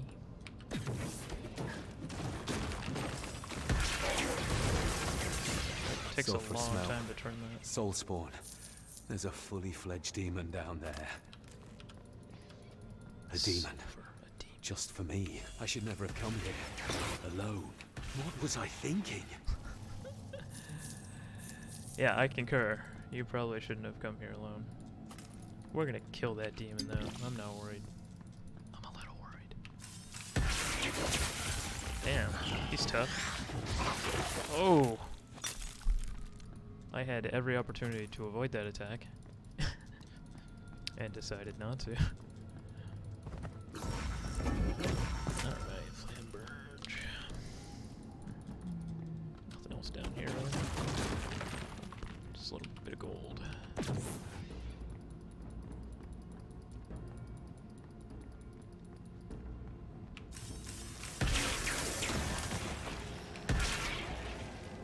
Oh, look at that. That has a Dark Souls vibe to it, right? With like the fog gate. Okay, let's go. A majestic chamber lies ahead. What appears to be a dead end. As you approach, something ominous starts to stir from the depths of your consciousness. This should go well. What now? Alright. Oh, they warded the way down. Bastards. Only torment and oblivion await down. Oh, it's you die.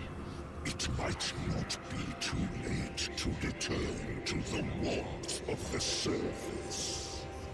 Find a new life. Forget about this foolish endeavor.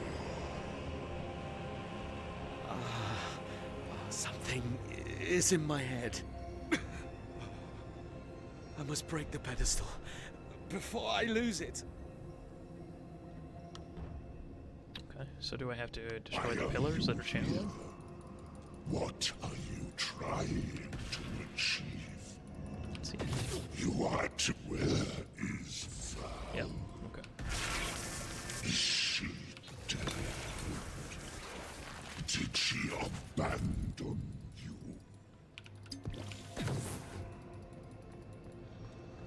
You have been further than any of them. They would understand if you fled.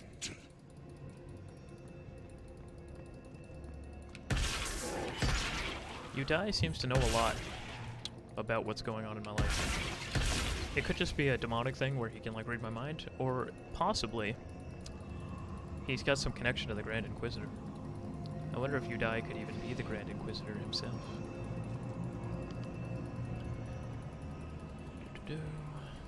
I like the name You Die, by the way. It's not super subtle. The developers were not being super subtle with that.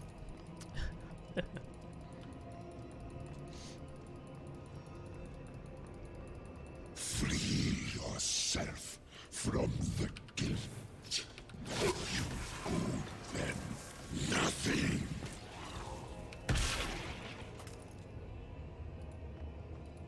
Alright, cool.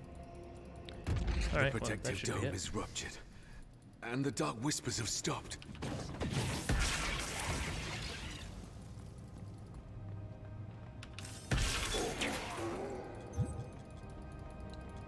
Now what do I have to fight? Something nasty, I'm sure. Oh yeah. Of course. Oh, they froze me. Oh no.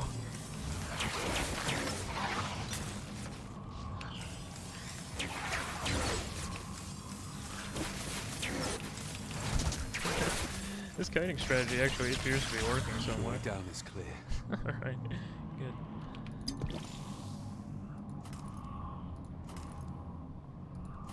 Alright, that wasn't as bad as it could have been. I'm just actually going to pick up all of this stuff and then just go sell it real quick. I can't pick up this war axe. There we go.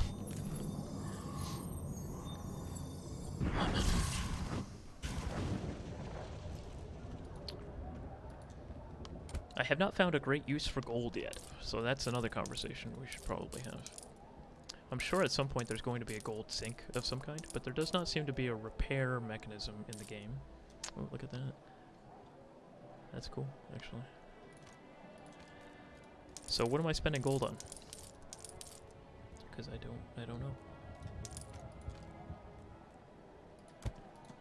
I do see here that I can unlock a secondary portion of my stash, so to speak, for 50,000 gold, which I'm almost at, actually, and then 300,000, which seems like a journey.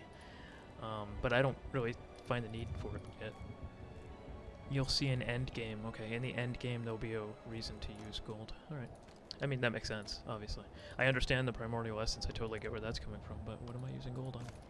Maybe empowering maps or dungeons, who knows.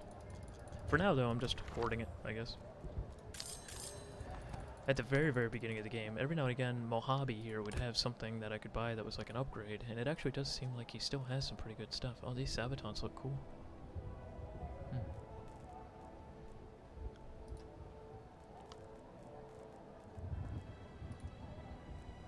I want a large willpower potion, please.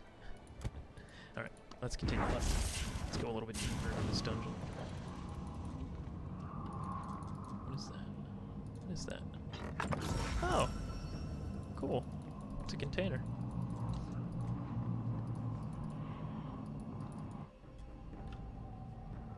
Oh, a waypoint. Good, good. Save my progress.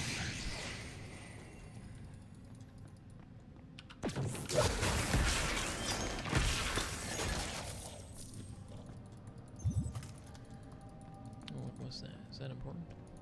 Champion girdle.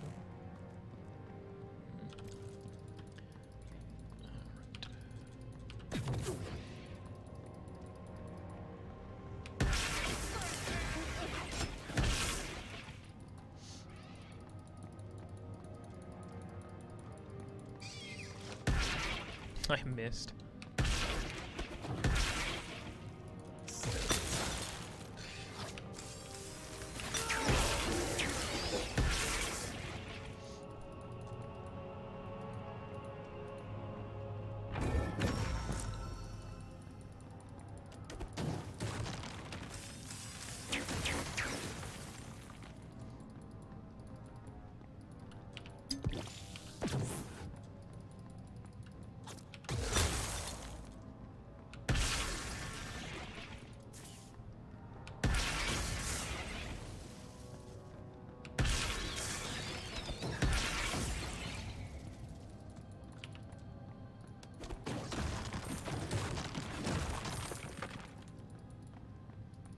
Oh, a shrine. Cool, cool. Oh. Got a little ambush. Oh, 407 crit. Nice. Alright.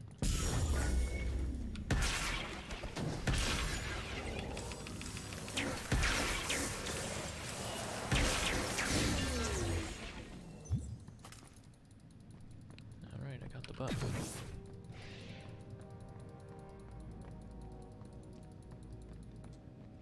Oh, look at these guys.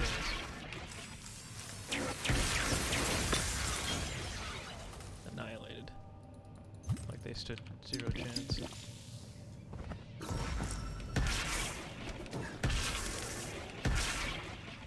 So I actually think I'm gonna go back to... Oh, I can get them all. Wow, gross. Oh, gross. So now I can get 3 runes. I wonder if eventually you'll be able to unlock like a ton of those. My annihilation's gonna be very powerful now. Oh yeah. And it's cheap. Oh yeah.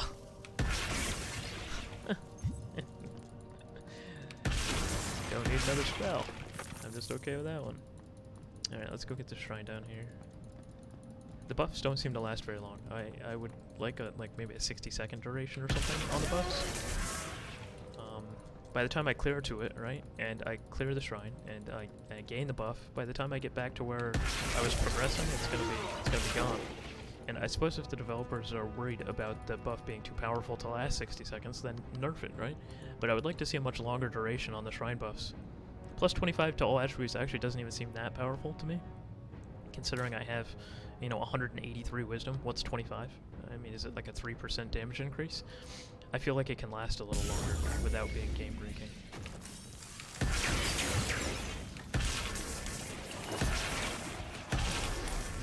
Oh, is he channeling that at me through the wall?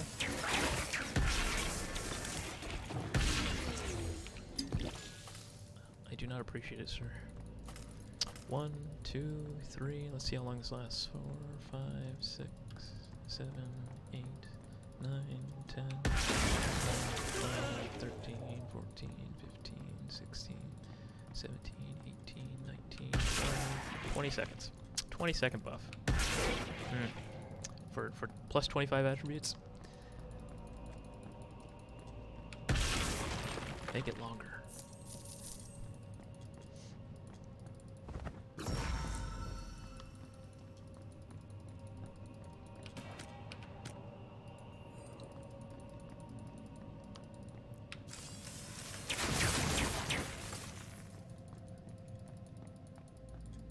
Done all this. Oh, did I mess that up? Oh, I did. I don't know how I managed that.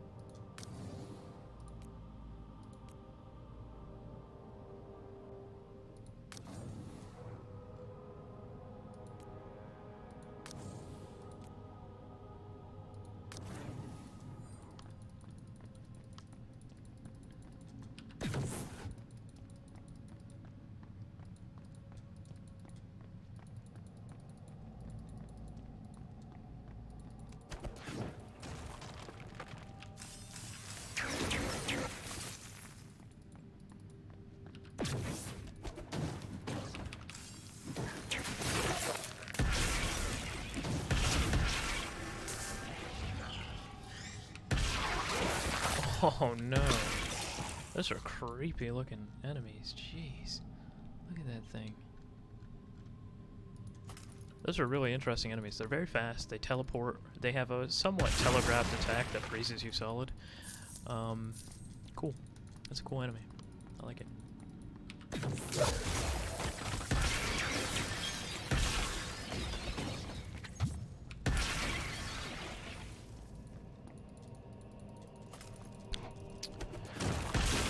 Now that we got that that ability that makes ailment damage come off the force shield instead of our actual health, the spiders aren't as dangerous anymore.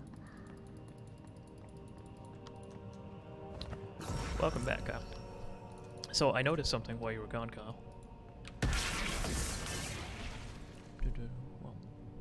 Well, wormy click. So it isn't actually Kyle. The Y is actually before the K. So worm. We'll go with worm.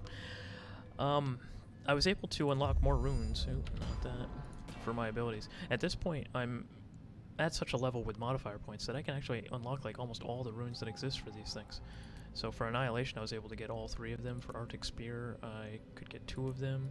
For Thunderstrike, I was able to get all 3 of them. And Winter's Grasp, I was able to get all 3 of them. I'm wondering how many modifier points we're going to end up getting. Will there come a time where I can unlock like every rune for an ability? I like the aspect of having choice, you know? I almost feel like it would be overkill if I could unlock every rune for an ability. I want to have to choose, make a choice. Like, do I want that extra damage, or do I want the extra efficiency, you know?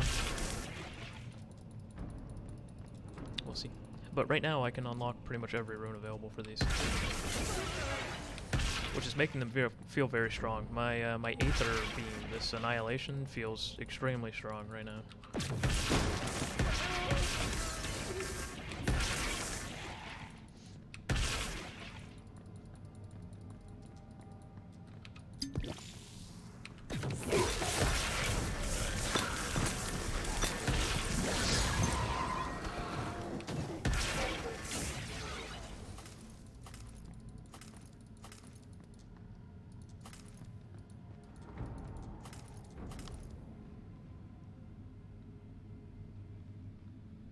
And the release, okay.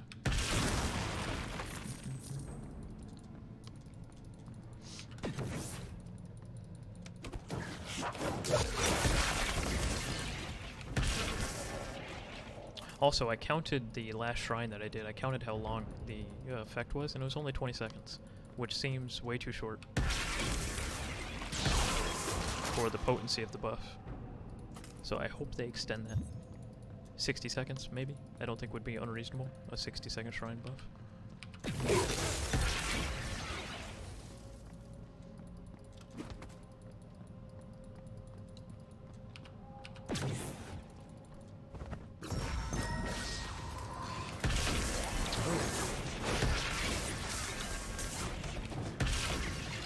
That was like an ambush.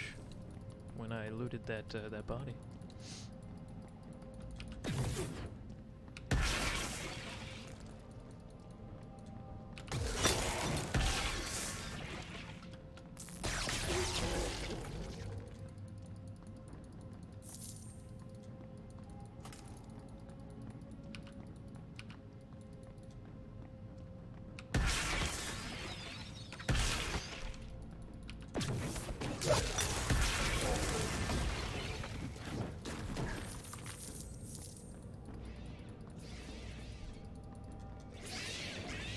Oh boy.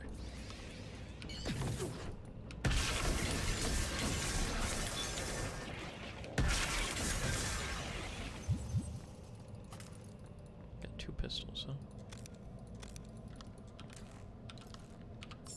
Better go back and dump this inventory.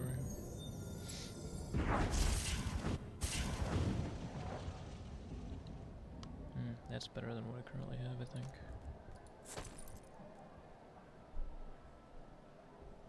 That might be too.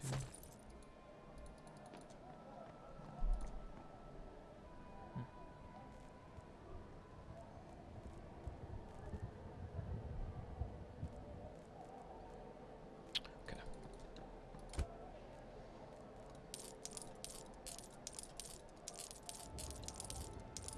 I'm getting significant. Ooh, did I just sell that? Why would I do that? I'm getting significantly more gems than I'm getting gem slots. So I expect at some point to start getting more gems on my gear. The gems do not seem very impactful. It's not like they make a big difference. So maybe some of the higher level gems will be stronger. I'm also not sure if there will be an ability to combine gems later on, so I can use these little chipped ones and turn them into maybe something more complete. So I'm just hoarding them, I'm holding onto them. But if inventory space becomes a problem, I'll just get rid of them. Because I have literally 2 gem slots in all of my gear right now, and 25 gems. Boom, boom, get rid of both of those. Alright, let's go. Pizza time, I'm jealous. I actually haven't eaten today. I had coffee, but that's it. I'll make some soup a little later. What do you have on your pizza? What toppings did you go with?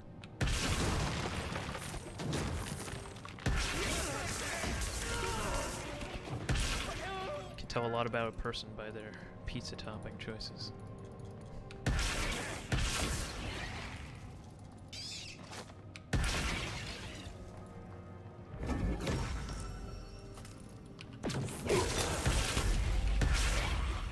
Oh yeah, level 15.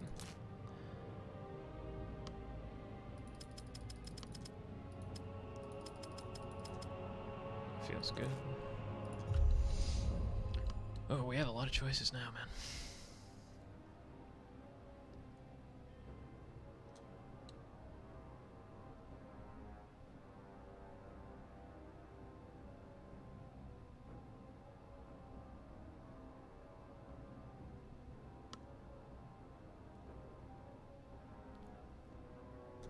I kind of want this entire sphere right here. I want the willpower regeneration. I want the 40% shield regeneration rate. These are all just force shield upgrades, and I want all those too. I'm gonna end up, I think, getting pretty much all of this. Because all of these seem good.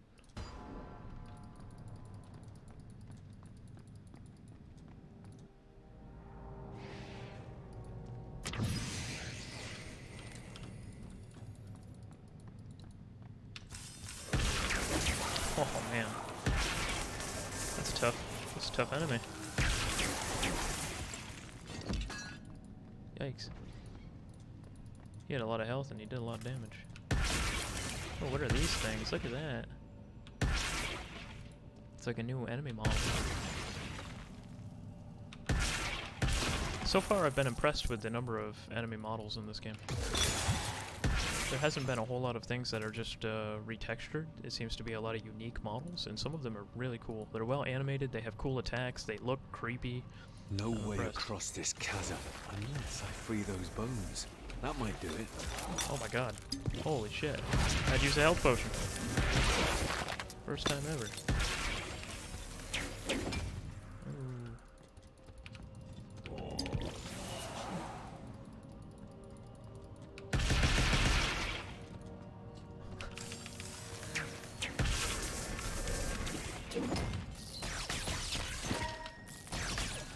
Maybe I was giving that monster too much respect, but he almost killed me, so...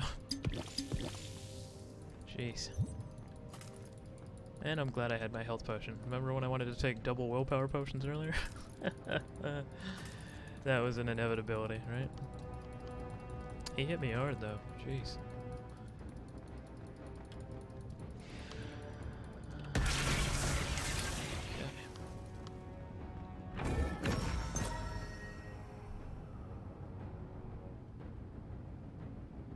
Mushrooms, cheese, tomato, ham. Ham on a pizza, okay.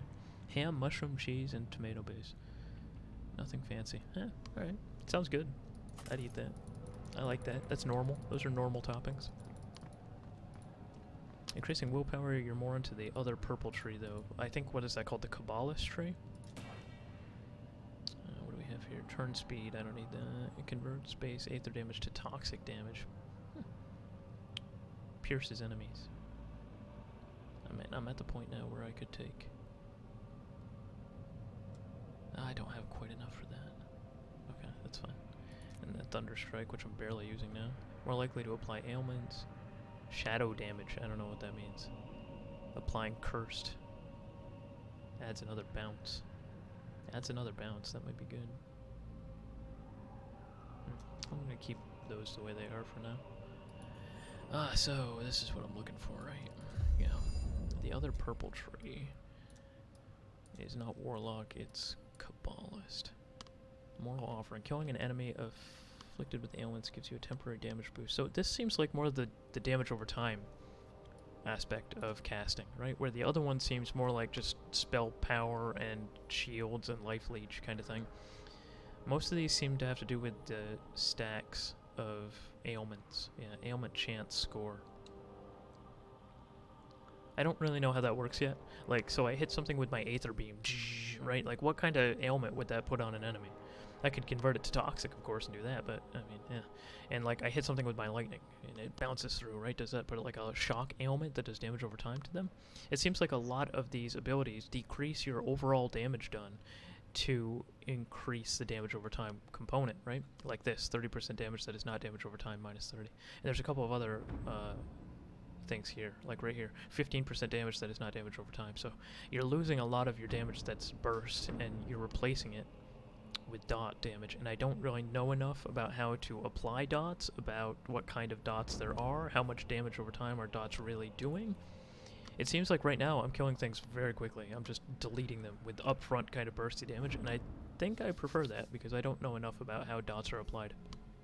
And I would be nervous to take some of these abilities that grossly decrease my overall damage done in favor of stacking damage over time when I don't understand how damage over time really works yet. And that has not been well explained so far in the game. I do see there's these things here, show details, status ailments, right? Like poison chance score, 32%, that's bleed, 32%. The poison chance score is the main modifier of your poison chance. Does that have to be a poison ability to apply poison, or can my fireball apply poison? Bleed chance, burn chance, 34%, freeze chance, 34%. Shock chance, what does shock mean? A shock tick. Lightning damage per stack inflicted each time the shock ailment sticks. The first displayed value corresponds to one shock stack, whereas the second one represents the damage for the maximum number of stacks you can put on one target. I don't get it enough. So I'm avoiding that whole Kabbalist area for now.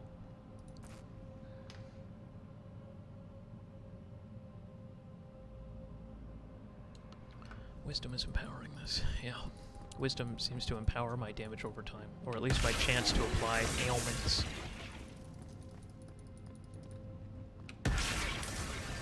These are creepy enemies. If the art team was going for creepy, they did a great job. Alright, what is this? Oh! Yeah. Oh boy. Okay.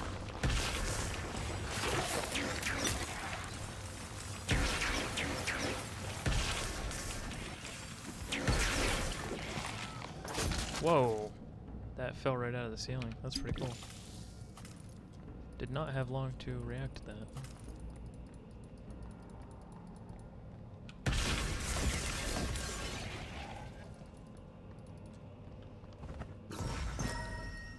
Lord Axe.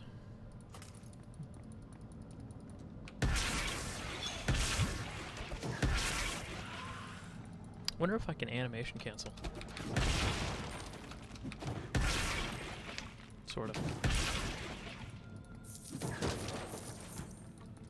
Not much though. There's a bit of a delay on the third tick, right? Yeah, you can kind of feel it, right?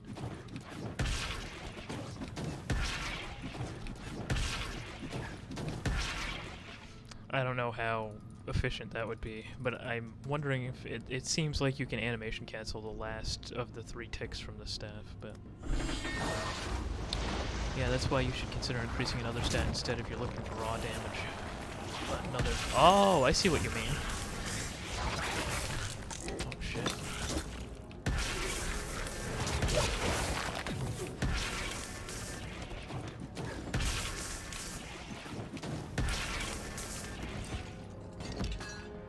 So what you're trying to say is that I'm pouring all these points into wisdom, which is damage over time,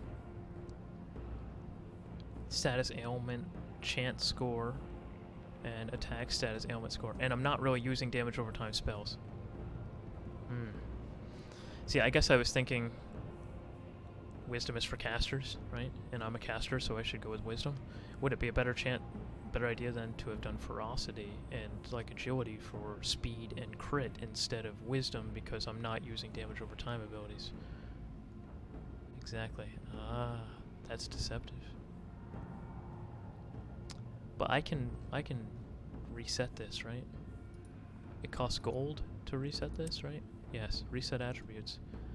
That's cheap actually, 1500. That's not very expensive. I have that kind of money.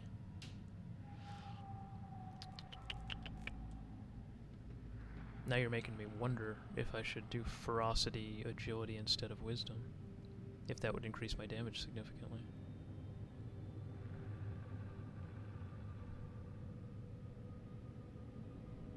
Well, let's do it. I'm game. Let's try it. Oh, it won't let me click that. Interesting. Oh, it won't let me click. It won't let me click it. Do I have to go to a person? Maybe there's like an NPC I have to go to. I figured I could click it right here, but it is not interactable. There, reset attributes for 1500 gold, but it will not allow me to select that. You need to be in town for this. There should be something that says that. Just like when you hover your mouse over it, just say must be in town or something like that. But yeah, that makes sense. Yeah, I should maybe try that out. Since I'm not going with a dot-based build, why do I have all this wisdom?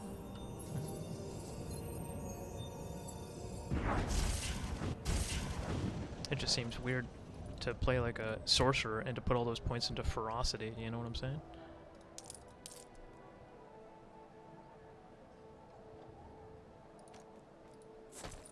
Do I get the gem back and when I sell this? Let's see. I do not. Oh, maybe I did. I don't think I did though. I think I lose the gem when I sell that. Not a big deal.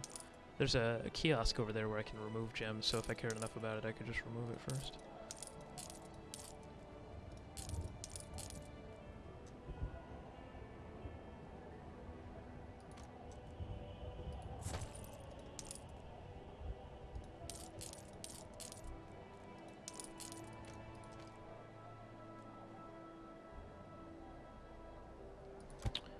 Okay, well let's do this. This seems very weird to me, but I'm willing to try it. Reset attributes. Confirm. Okay.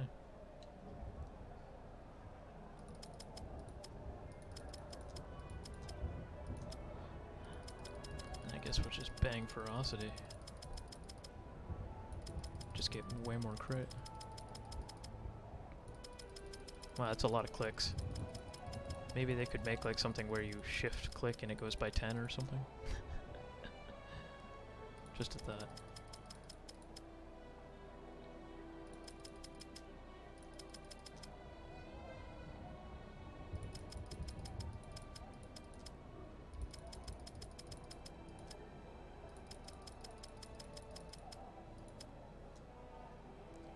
Shift and control. Yeah, okay, so I probably should have even tried that. Instead of thinking, you know, the developers should have put a shift modifier so I don't have to click 800 times. I probably should have just tried it to see if it's already in there. Yeah, okay, well, let's do this. Spell critical, 30%.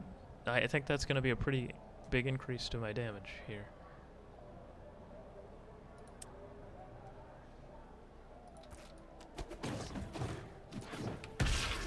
My attack speed seems about the same, maybe slightly slower than it was before, but that shouldn't be a problem. And maybe I'll hit a lot harder now. Alright, well, it's worth trying. It's so cheap and easy to respec. 1,500 gold, who cares about that, you know? I have 42,000, so we might as well just try it and see what happens. I would like a very nice melee weapon, though, so I can use one of those offhands. And I can maybe incorporate a rage spell into my repertoire. Alright, so let's continue. Angry Mage build. Okay, we did that. I don't think there's any way for me to just, like, teleport down there, right? No, it won't let me. In some other games you can use your teleport to abuse that kind of verticality, but this game does not allow you to. That's fine.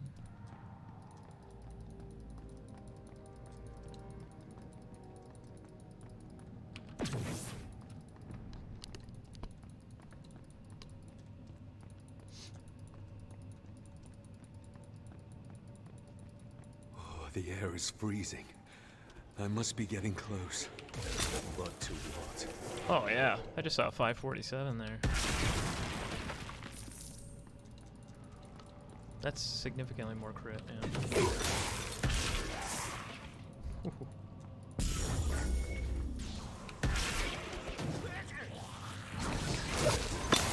Oh.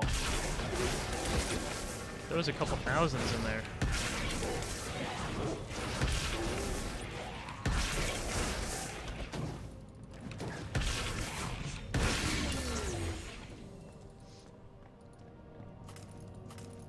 Nice, nice. I think I noticed a difference already, actually. Oh yeah.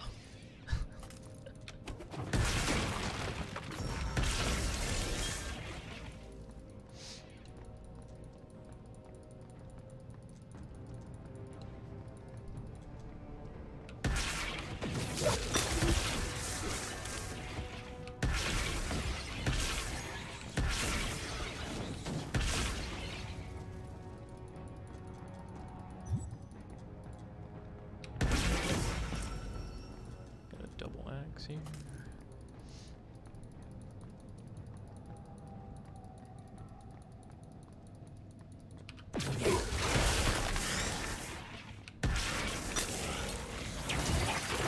Oh no, what is this? Hold space.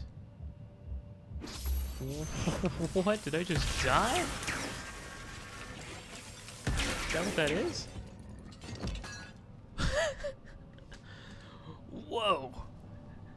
I just got deleted. I'm glad this isn't hardcore, or I'd be starting over. Wow. I might even have to go back and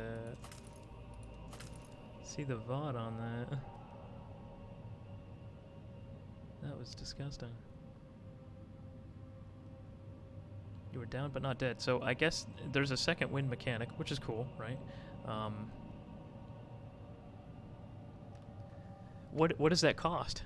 Like, I didn't have a whole lot of time to see what was going on there, so I hold spacebar and I come back up. Does that cost gold? Do I lose item durability? Do I lose experience? Or is it just a get out of jail free card, I guess? I don't resurrect in town or at like a checkpoint, it's just literally right there where I went down. It's interesting. 3 tokens. You were down but not 3 tokens. Do the tokens automatically regenerate? How do I get tokens? Do I have to buy them from a vendor?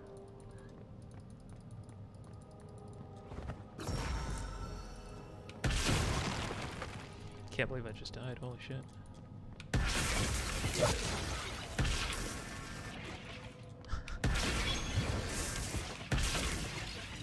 I never die.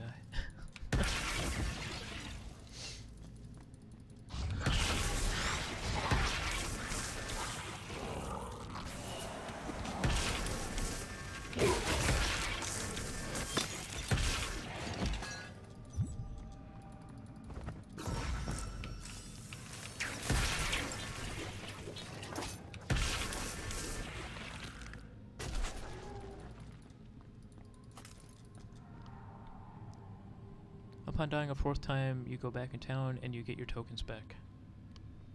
That seems pretty generous.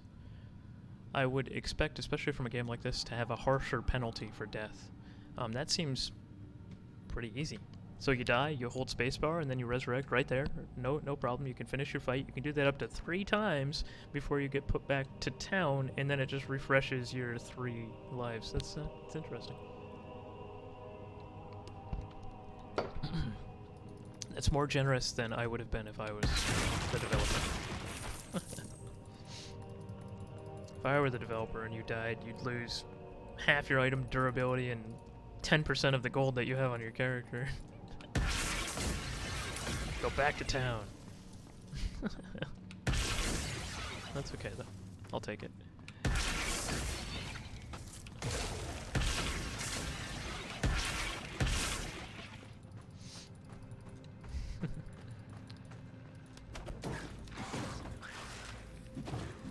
These guys are not very threatening. They walk very slow. They don't seem to have a whole lot of ranged attacks.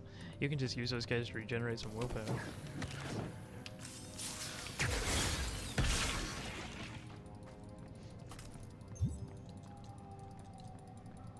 I would like if there's an item or something in the game where like health globes will restore my resource. That'd be cool, right? If there's a ring that like every time I pick up a health globe I gain 10% of my willpower or something. Because I do not feel right now that health globes are very important. Because I'm either at full health, like now, or I'm getting instantly one-shot by some kind of mechanic that I probably should have avoided, right? So there's not a whole lot of times where I see a health globe on the ground and I'm like, ooh, I need to go get that. I either am completely healthy or dead. There doesn't seem to be much of a in-between, right? So having some kind of item that I could equip that would make health globes maybe just restore willpower instead would make them interesting to me again. Because right now I could care less about health globes. Maybe later on they'll become more important. Well, that's cool. So that guy's actually taking the spears out of his own body and throwing them up. LeBron James. Kobe Bryant. And then they're coming down on me. That's cool.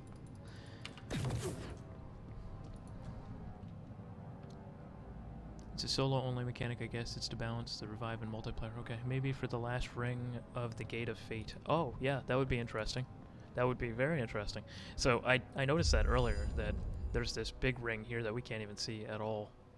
Which begs the question, how many levels do you think the maximum game will have? I can't imagine more than 50 or so, or else you'll be able to put... I mean, level 50 would allow 100 spheres. So I think that would perhaps be too much. So I can't imagine that the max level of the game will be much beyond 50. But yeah, we got this whole extra ring here, and that's a lot of extra stuff. That's 1, 2, 3, 4, 8, 12. That's 12 extra like kind of class distinctions.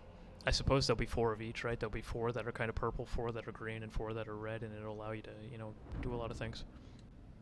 But yeah, maybe one of these rings will have some kind of ability, one of these capstones that health globes will restore primary resource instead. That'd be cool. That'd be a cool way to do it.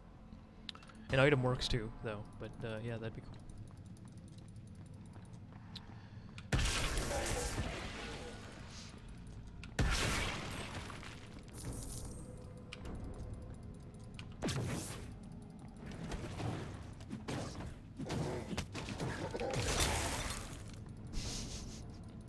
That Frost Nova is spicy. It's one of my hardest single-hitting attacks right now. I figured when I learned that ability that I would be using Frost Nova defensively, like an oh shit button, like, oh man, all these enemies ended up getting to me, and let me freeze them all so I can run away and nuke them. But Frost Nova is turning into being a very offensive option for me. I'm actually finding myself teleporting in to Frost Nova everything, just to kill it all. It's weird. That's not how I anticipated that ability going, but here we are.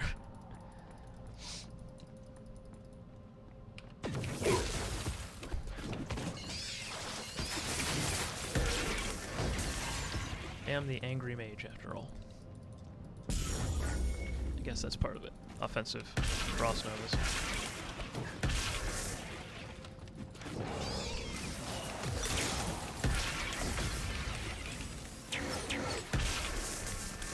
I love that freeze chance. I love that. Because those guys, the big ones, the hulking ones, they're pretty dangerous. I think that's the enemy type that killed me last time. So getting that proc on that freeze is just great. Which I guess is wisdom, right? Wisdom would increase the chance of me freezing those enemies solid with those frost attacks. So I still have plenty of wisdom, actually. Even though I redid my points, I still have 110. Still a lot. Alright.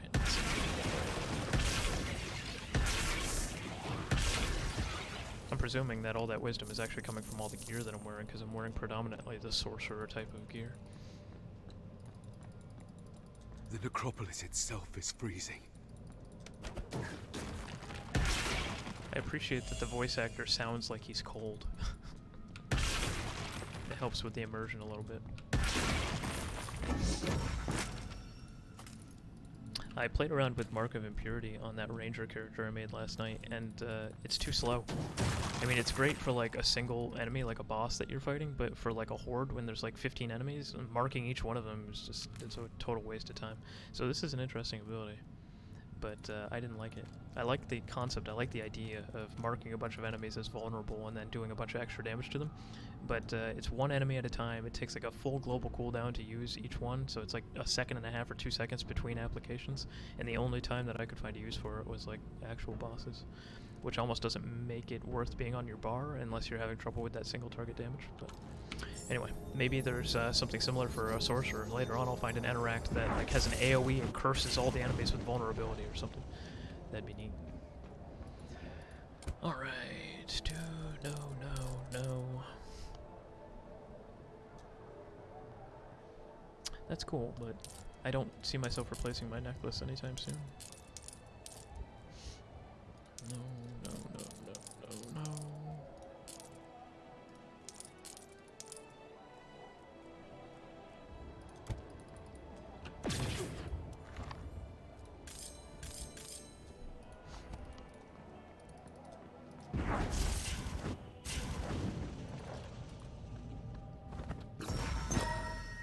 With its last modifier. Okay. Oh, wow, I missed a couple of messages. Alright, 90 was announced. Level 90? That's 180 spheres. I'll be able to unlock most of the grid.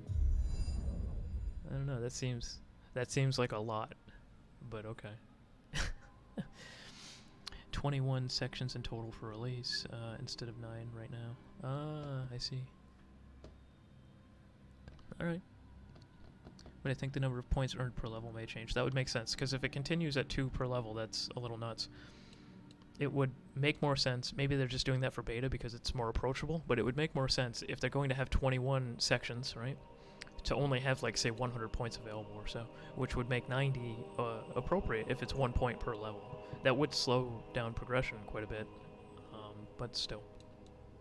If they leave it at 2 points per level, I feel like that's too much. My character will have half the sphere grid, and I'll just be able to play whatever I want. Mark of Impurity stronger. Yeah, indeed. Okay, so yeah, it would make sense for them to only have the 2 per level for this period of testing. Plus, it makes sense anyway, because if the level cap during the beta is 20, right, and you only give them 1 point per level, they can only get 20 of these spheres, which does not allow them to progress very far in a character build, and more importantly, doesn't allow for good testing, right? Because then players can't test as many of these things and see if they're functioning, see if they're working. So it almost makes sense for them to increase the amount of points per level for the beta test and then decrease it back down for release. Who knows? We'll see what they end up deciding to do. I love this idea of being able to take these though and rotate them. I love that. I think that's very cool. I haven't seen anything like that in a game before. Sphere grids are super common, and a lot of people might even say that this is derivative of Path of Exile, right? Which is nonsense. It's not like Path of Exile was the first RPG to have a sphere grid. But they're probably the one that's most known. But this aspect of rotating them is very, very cool. My problem, I guess, so far is that I don't see a sufficient incentive to hybridize. I feel like being a pure whatever you are seems to be stronger right now, just from my very limited experience in the game, than it would be to do like half purple, half green, or a half green, half red, but perhaps that'll change later on. Alright. This is some kind of boss, probably. Frozen Bones. Sinister voices echo from the depths, chanting in unison. Doesn't sound like good news. No, that doesn't.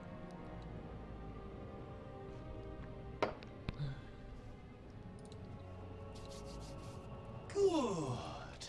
The summoning can't be stopped now. The Devourer shall feast on their soul. Come now. Let us greet the interloper. The Devourer. Okay. This gives an aura of being cold. I welcome you, hero. You have come a long way to find death. Oh, he's got the plague mask on. You have found. You are but a pawn. Who do you serve? I suppose letting you grasp at hints of truth before taking your life is the least I could do. We do not get many guests around here.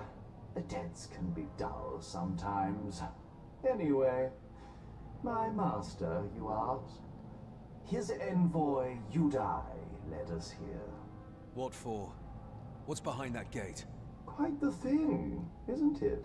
The structure behind this gate is as old as the world itself, created by our makers, the Primordials. A shame that you will never get to see it. Not while you're alive. I feel like his model isn't rendering. It looks low res for some reason. The sleeper is merciful. You will serve even death. Come forth, Devourer, and... What is that?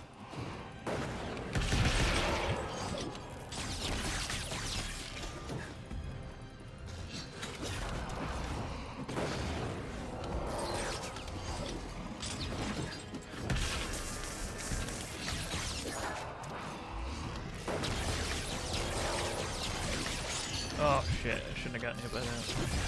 Val will never believe He went this. down anyway. Oh, I could have died there though. I'm lucky that that wombo combo didn't one-shot me. I deserved to die there. I was busy looking at my willpower flask to see if it was regenerating just on attacks versus deaths, and I got hit by that. Alright, let's see. We got a broadsword. We got a staff. A bow. A pistol. A spike shield. A flame birch. Okay. I guess the staff would be the most obvious choice, but I don't really want to replace the one I have. Plus 16% spell damage. That seems good. 1% life leech from spells seems good. 5 to 7 fire damage added seems good. But this staff has 7 to 15 aether damage. But that's only on attacks with the weapon, so not spells. But it does have 9 to 13 added with spells, which is much higher than the 5 to 7. And it has 19 wisdom on it, which... I got 2 stasis stacks per attack. I don't know. I feel like it's going to be hard to replace Chronocell.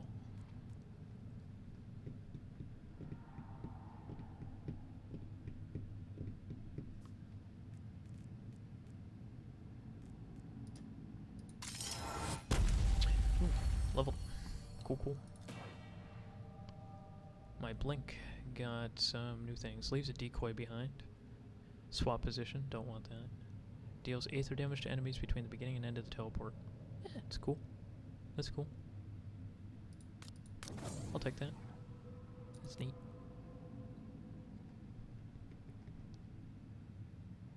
No, I don't want to do that. Okay. Let's level. We got Sovereign Shout, Banded Steel Cuirass, Crude Cyanite. Oh, so it's not chipped anymore, it's crude. So I think I just got my first new level of gem. Large health potion, too. So I got my first new level of potion, also. Yeah, look at that. That looks way cooler. Neat. Yeah, so crude, it's much larger than the previous gem. Offensive, 8% spell crit, 32 force shield, and support. Yeah, nice. So I wonder if there is going to be an ability to consolidate gems. To take a bunch of, like, say 5 of these little ones and turn it into a crude or something. And maybe they'll end up having that. We got a dagger here. We got a cool offhand, too. Wonder how that would even look. This one has... Wow. This one has a lot of fire damage. So that's how this looks. Well, hold on. Oh. Oh. Okay, I didn't realize that was a, that was a two-handed sword. That looks cool though, that's badass. Look at that. This model is neat. Yeah, cool. Is this one hand? Yeah, this one is one hand. So it would be something like this, which would allow me to cast spells because of the catalyst, but also melee abilities. Does it give me willpower per hit though? It gives me rage per hit, so how would I get willpower? I guess it's this transfer time. I don't know. It's weird. I'll have to play with it.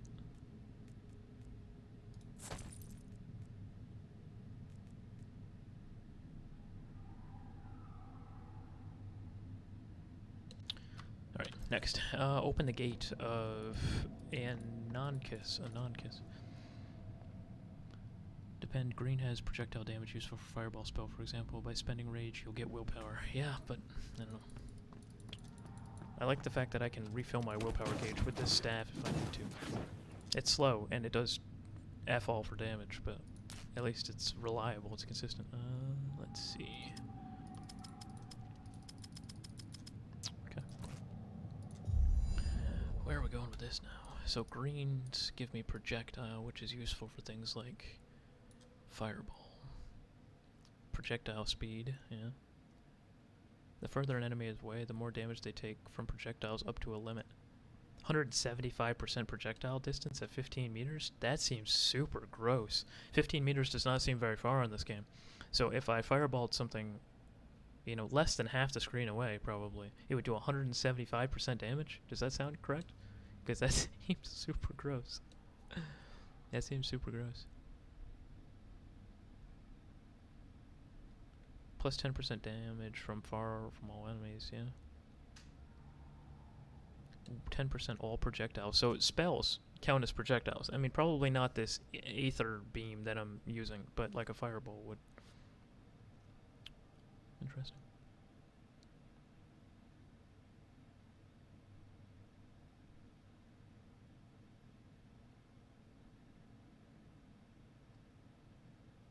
So this ranger class, like subtype, would be useful if I were to be using fireball. Plus 1 projectiles to all projectile skills. Minus 60 projectile damage. Interesting. That's a bit of a give and take, right? I like that some of these skills have significant drawbacks to them. That makes it more interesting when you're choosing. That being said, I'm not really using fireball. It was too expensive. I liked the skill that gave me 2 fireballs, but man, does that drink willpower. It's super, super gross.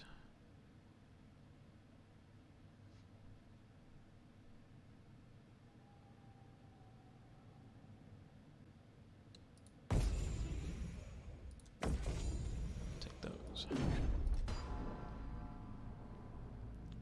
Some does. Anything on either side here? Nope. More of them. So this is where they come from. Oh shit. I wasn't expecting there to be enemies. As old as the world itself.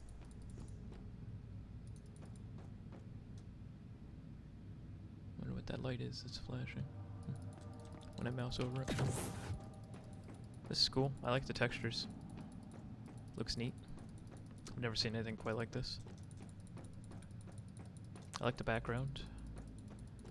I like the swirling, whatever that is. Like cold that's emanating. There's this cool tunnel down there. Yeah, neat. Neat, neat.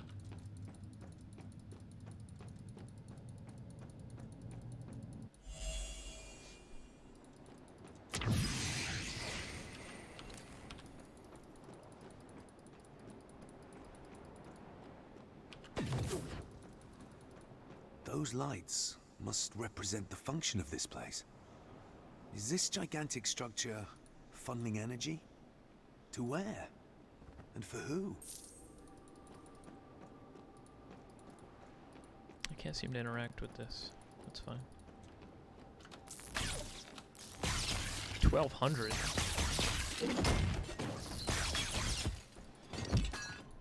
That's a lot of damage.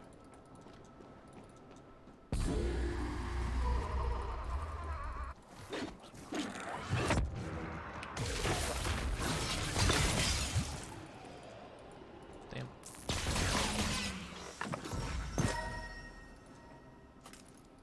Experimental pistol. Cool. Oh, that's neat looking. New rare dagger, too. Cool. Alright.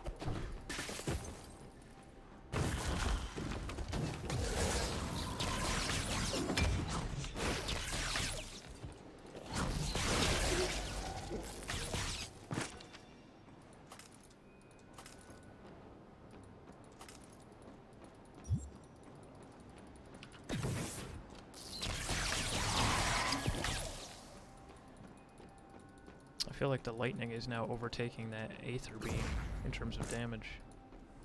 Because 1200 per hit is really gross. And the Aether Beam doesn't hit quite that hard right now. Yeah, no way. It seems to attack a little faster, though. I don't know. It's hard to say. It's a bit of a toss-up. Oh, yeah. Oh, no.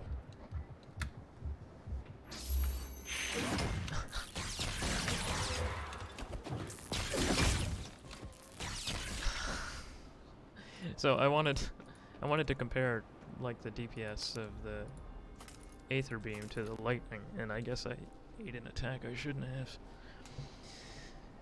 Yikes. I'm starting to feel a little fragile.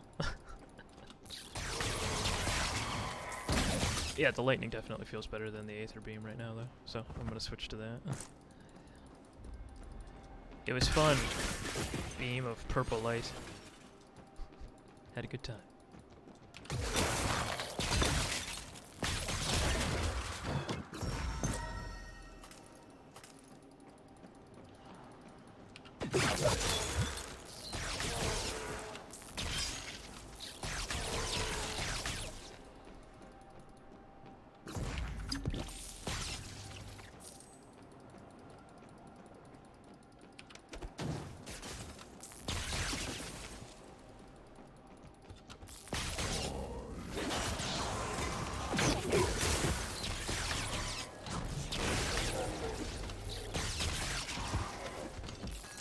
Those big guys are the ones that keep killing me.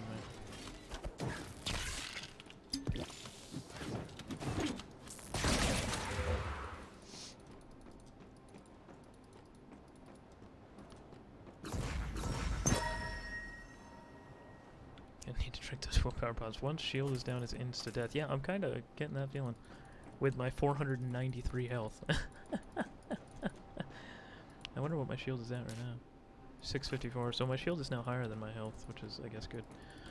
I'm gonna have to start investing, I think, into survivability. I've spent the better part of 16 levels investing into damage, as one does when playing an angry mage. But I need to start investing into survivability a little bit more. So we got a lot of options here. There's a lot of force shield. I think I can get this Faith Leech. I think that's going to help a lot. That'll be 4% of my overall spell damage is going to leech into my shield, so that should help. And then I can go down here onto this side, get Hardy, Heroic Resolve, Chemically Empowered Brain, and this will empower that force shield a little bit too. So I'm thinking the next 3 or 4 levels, maybe all the way up to level 20, I'm going to start investing into some survivability, make my shield a little stronger. Because I'm starting to get flattened by stuff if I'm allowing myself to get hit anyway. I too work in the service of preserving the creation. Isn't that the purpose of your kind, guardians? Lies! You serve only the madness of your Amateur Lord. Why lie, when truth is even sharper? Either way, you were created to serve, and serve you will. We do not bow to the fallen primordials.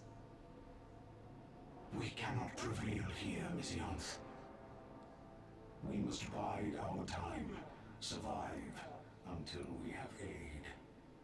That was an interesting exchange. So it seems like there are like machines here. Obviously it's kind of a machine level. Actually it's trippy too by the way that the ground is moving while I'm standing here.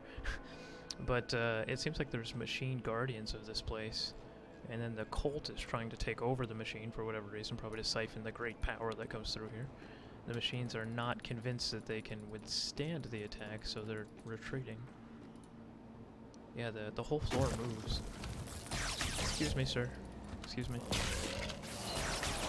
I'm looking at stuff.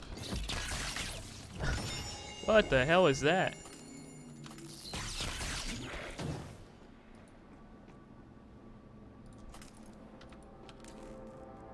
Hey! Look at this.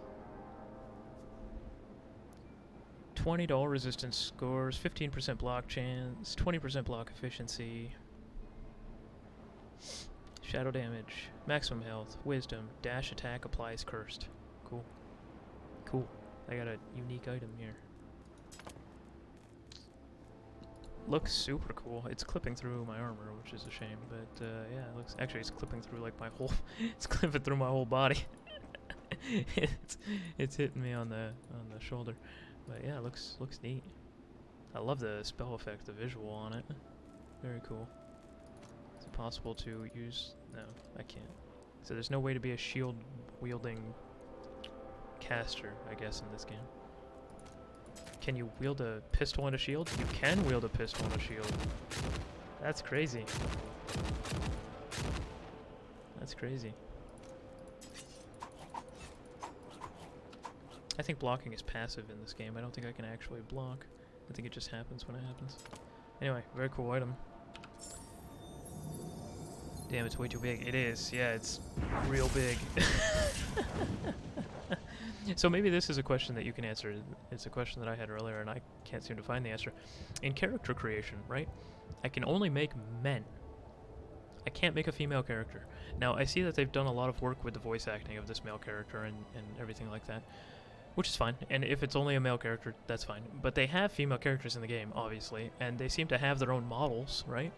So I don't think it would be difficult to have a female protagonist. Is it like voice acting that's limiting them, or why is there no female option for your main player character? I don't know. I feel like some people might be upset by that. I don't care, really, but it would be cool to have the choice to play a female instead. Alright, let's go ahead and put this in here. I'm going to hold on to that for sure. I'm also going to hold on to this pistol. I don't think I want to keep any of the rest of this.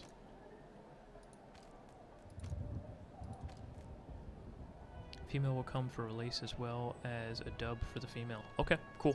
Cool. That makes sense. That answers my question, so thank you.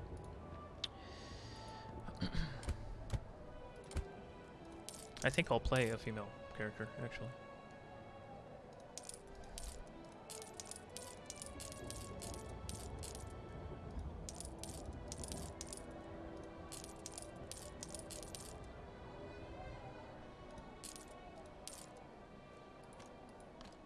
So my next question is, now that I have this next tier of gem, should I keep all of these crappy ones?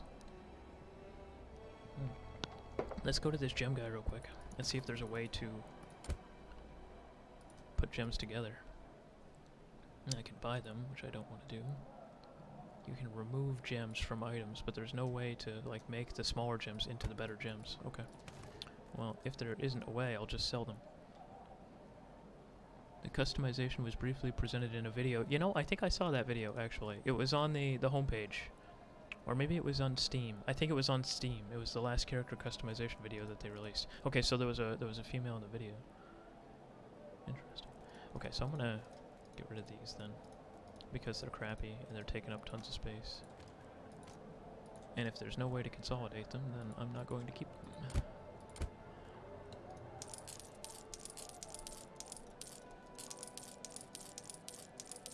Goodbye, crappy gems.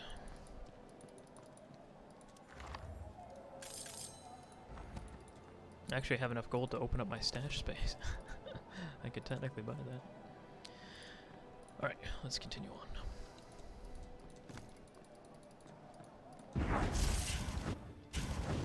So I only have one token left, huh?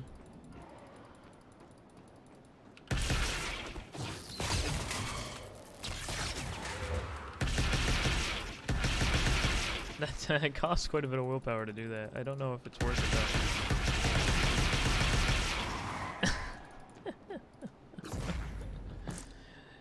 How to crash the game 101. Oh man, my willpower is still getting annihilated from that. That was stupid.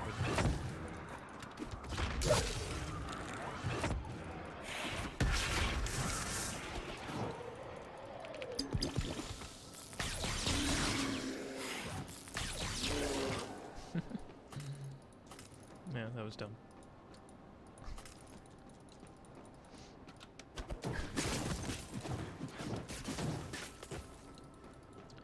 Alright.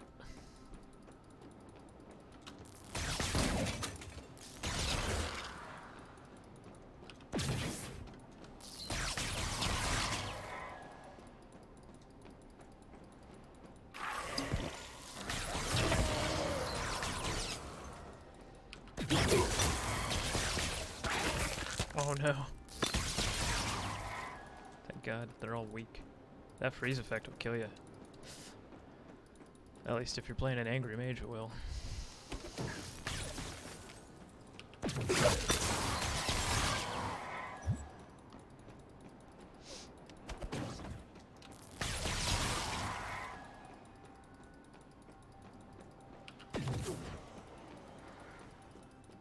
Somebody's behind me.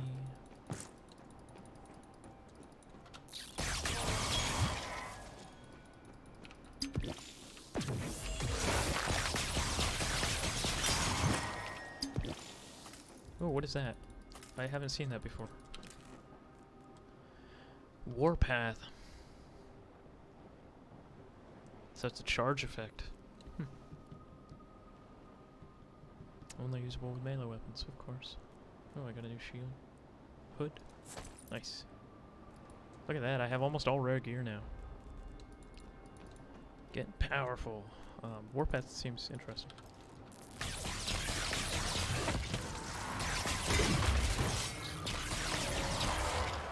Like a furious charge kind of thing. I wonder if it has a cooldown. I wonder if it generates rage for every enemy hit. I wonder if you can decrease the cooldown based on how many enemies you hit. I have a lot of questions about Warpath, but seems cool.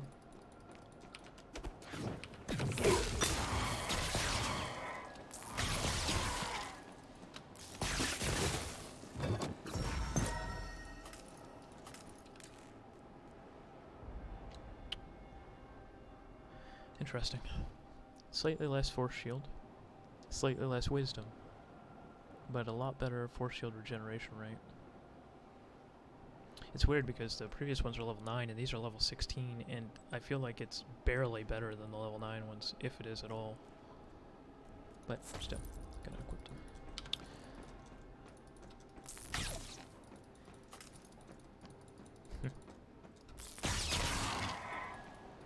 Facing me alone was foolish.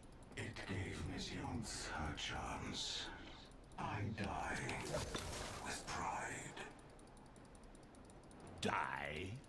You are not to die. You are to fulfill your function in service of the sleeper. I'm gonna have to fight this guy, aren't I? Only one Yeah. left to convert. Lovely. Oh, jeez. Oh no.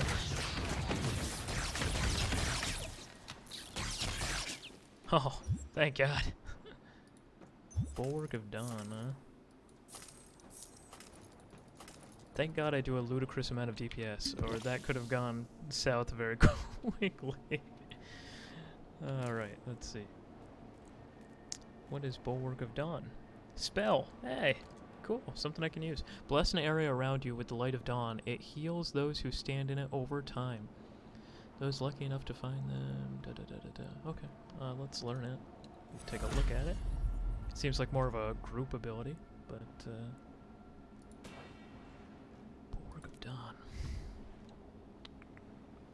Increased duration, cool. Grants bonuses to all resistances, that's big. Grants sacred damage to attacks, cool. Healing area is now centered at cursor location. Recasting the ability, increase healing rate. Standing in the healing area increases stamina regeneration. The healing area follows the player it was cast on. So this would be the rune that I'd want to use if I were using it as a solo player, because I'd want it to just follow me around. And then I'd probably take like increased resistances and stamina regeneration or something. Yeah, that's a cool buff. It's almost like an aura. I wonder how long it lasts.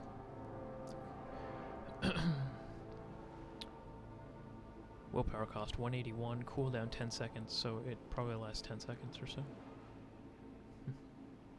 I like it, seems cool. I wouldn't want to use it unless I could probably have Divine Omnipresence though, because I move too quickly.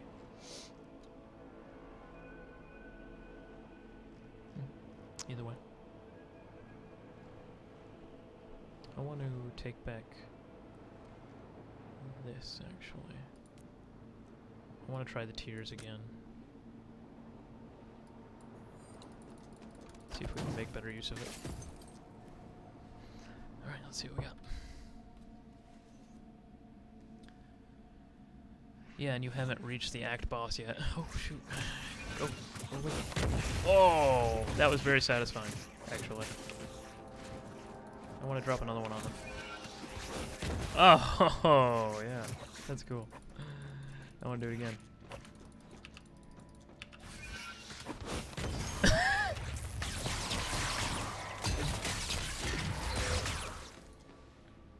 It is a fun ability. I gotta say, they did a nice job with the spells. They feel... what's the word I'm looking for? They feel satisfying, I guess is the word that I'm looking for. They feel satisfying when you use them. When you hit, you know, a pack of enemies with this giant chunk of ice from the ceiling. It feels like it has weight. The bodies kind of move a little bit when it hits them. It has a satisfying sound. It does decent damage. 500, 600 damage isn't bad considering it's hitting, you know, 10 things. It feels good to use that spell and to use it well. So they did a good job with that.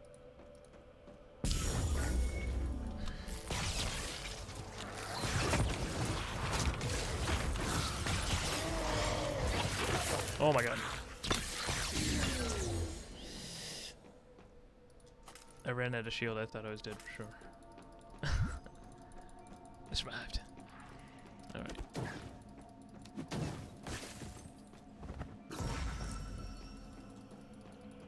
Let's see what we got here.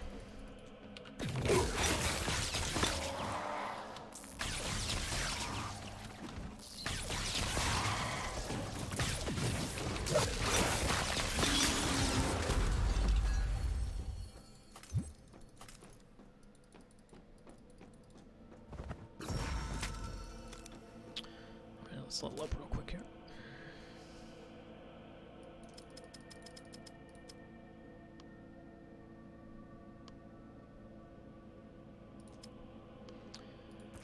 Alright. Choices now.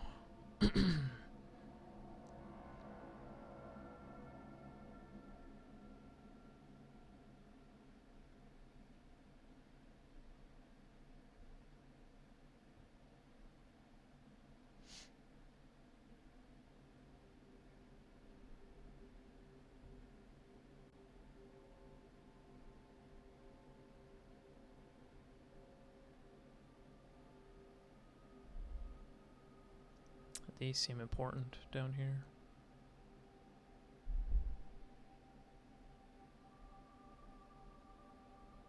These seem important too, though. Faith Leech. I only have so many points left. I'm 17, so I have the 17, 18, 19, and 20. I have 8 points left to spend for this whole character. I have to be careful where I put them.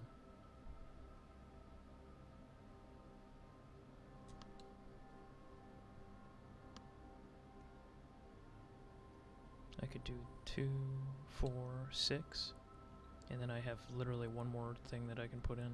I can do 2, 4, 6, 8, and then get the 30% reduction when Force Shield is full, but I almost feel like this Leech is better. Yeah, I'm gonna do this, and then I guess I'll just take this.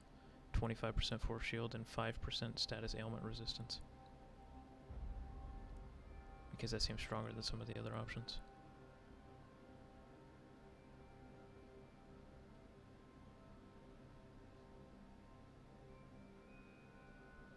Okay. Tough call.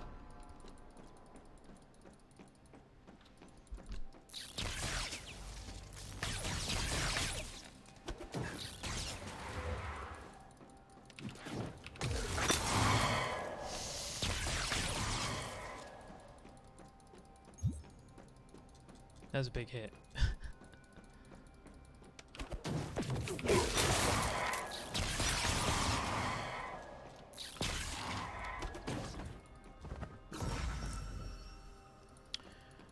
Alright.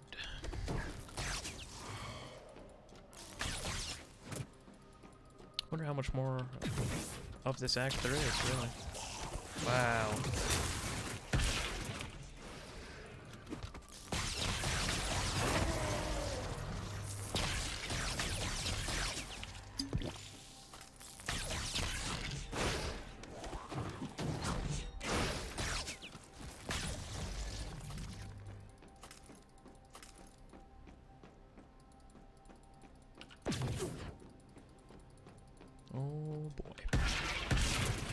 Oh no. Somehow that hit them anyway. 7th Purifier's Legion Archive.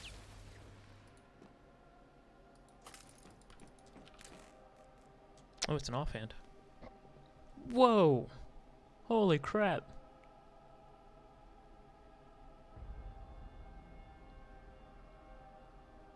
Okay, if I'm reading this correctly, this is more of a hybrid item because it's going to generate a lot more rage. Yeah, it gives attack damage and spell damage, so that's hybridized, right? And then it causes the swing from willpower to rage to be much more significant. It generates a lot more rage on hit, and also willpower regeneration. So this is like the ultimate hybrid item, where you want to be spending willpower and then spending rage, and then spending willpower and then spending rage. Weird. I don't think it fits into my current playstyle because I'm not hybridized at all. I haven't been using any rage abilities, but that's a very interesting and powerful item for a hybrid build. It almost seems mandatory. Interesting. If I'm reading that correctly, I don't know. That's the vibe I'm getting. Well, let's put that in the bank, let's sell all this other crap, and continue on.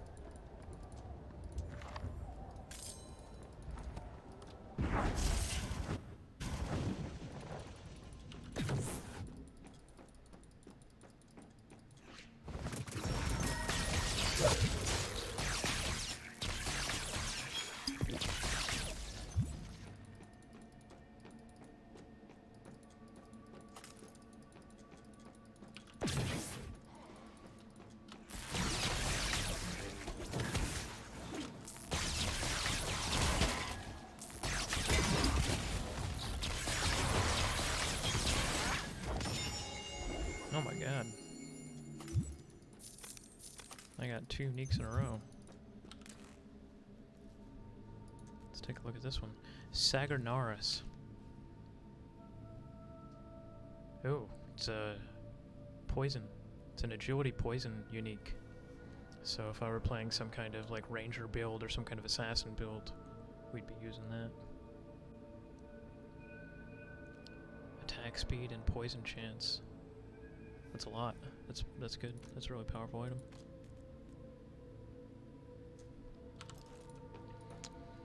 You can just use like one melee skill to generate your willpower, like Bleeding Edge or Anvil's Woe. You don't need to be fully hybrid. Yeah.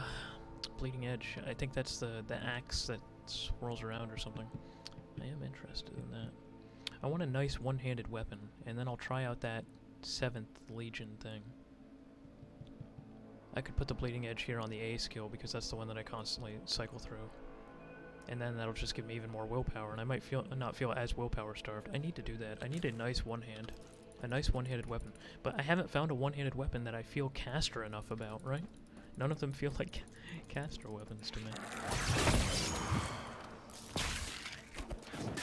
It seems like a roundabout way of generating willpower, so I'd be using my melee weapon to generate rage in order to use Bleeding Edge to generate willpower, whereas I could just use a staff to just generate willpower directly. That being said, the Bleeding Edge will probably be doing more damage.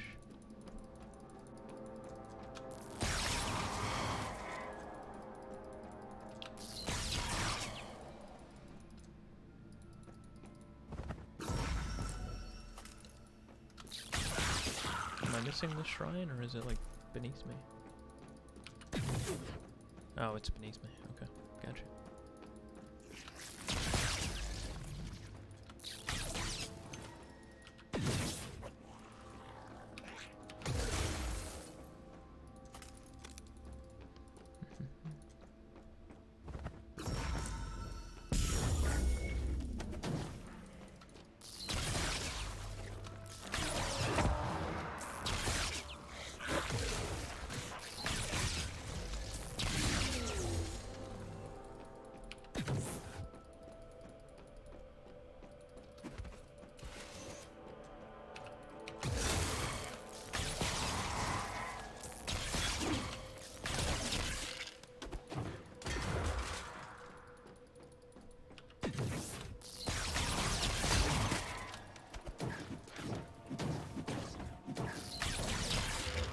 Tracker's Reach, what's that? That's a new one too. Throw a chain hook forward and pull back all the foes it went through. Oh, cool. Cool. I might have to make a melee character to try some of these spells. See how they look. Yeah, I know, I'm getting all these uniques. I feel lucky. I don't know, maybe the drop rate is just really high for this, but...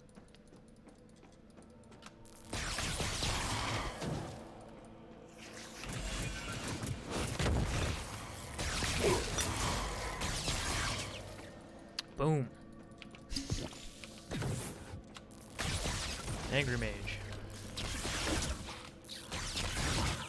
Ooh, he was trying to freeze me. I see you. Creepy alien thing.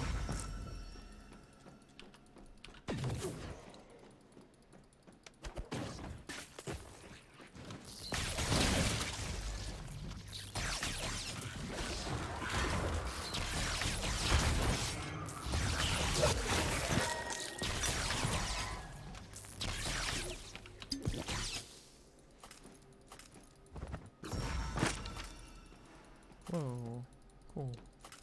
Bunch of anoraks that I don't need. I wonder if the main game that's released is gonna have significantly more skills.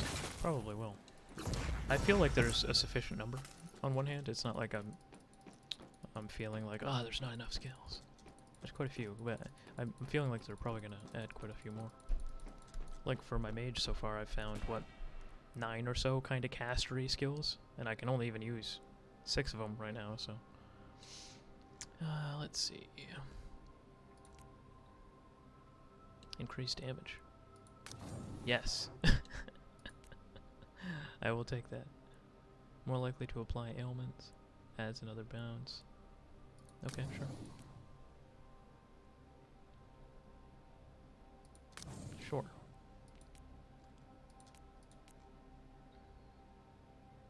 Turn speed while casting. I don't need that, but alright.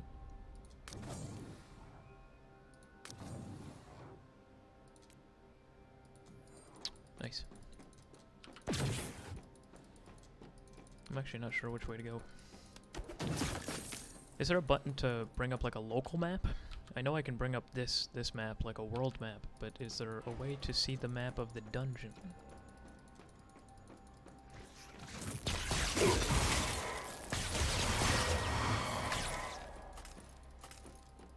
I'm gonna go ahead and guess there isn't. Oh shit. Whoa.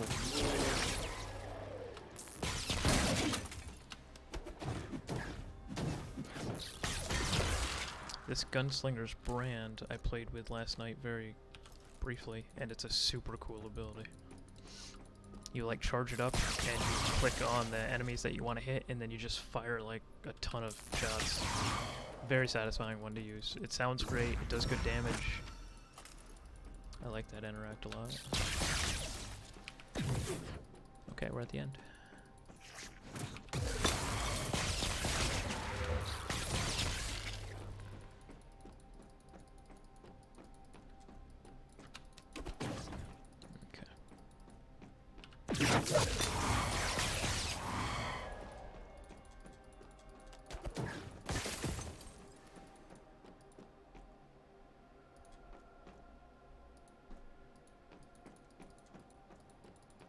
Is this supposed to be interactable? Reach the next floor? Oh, just took a while.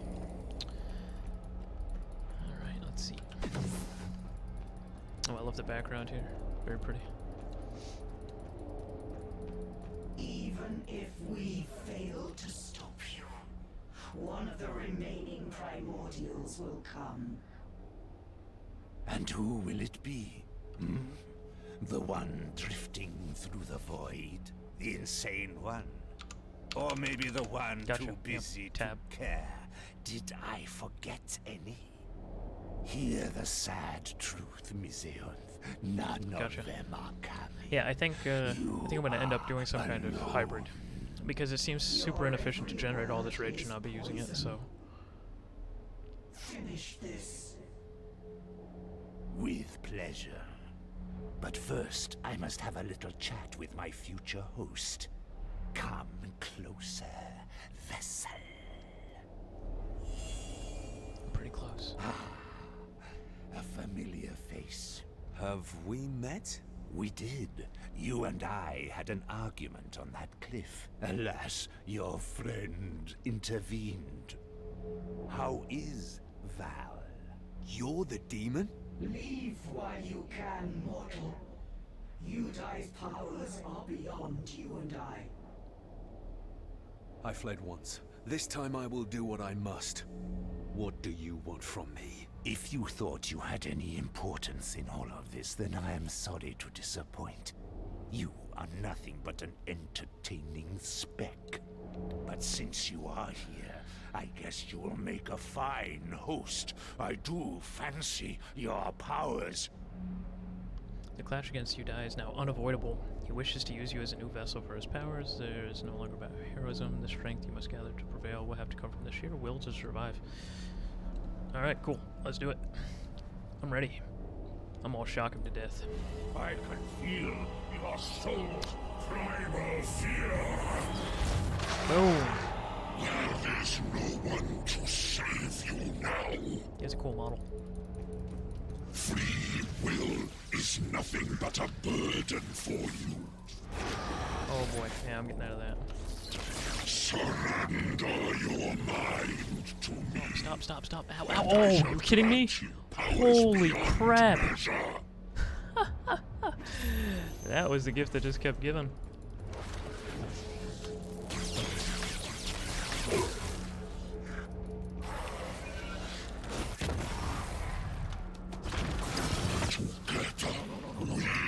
No. Unstoppable.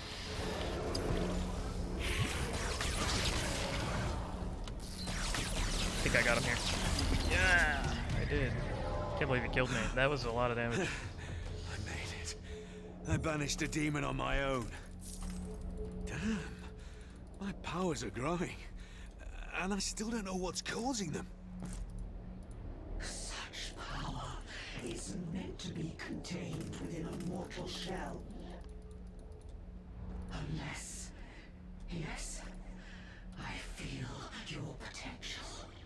Something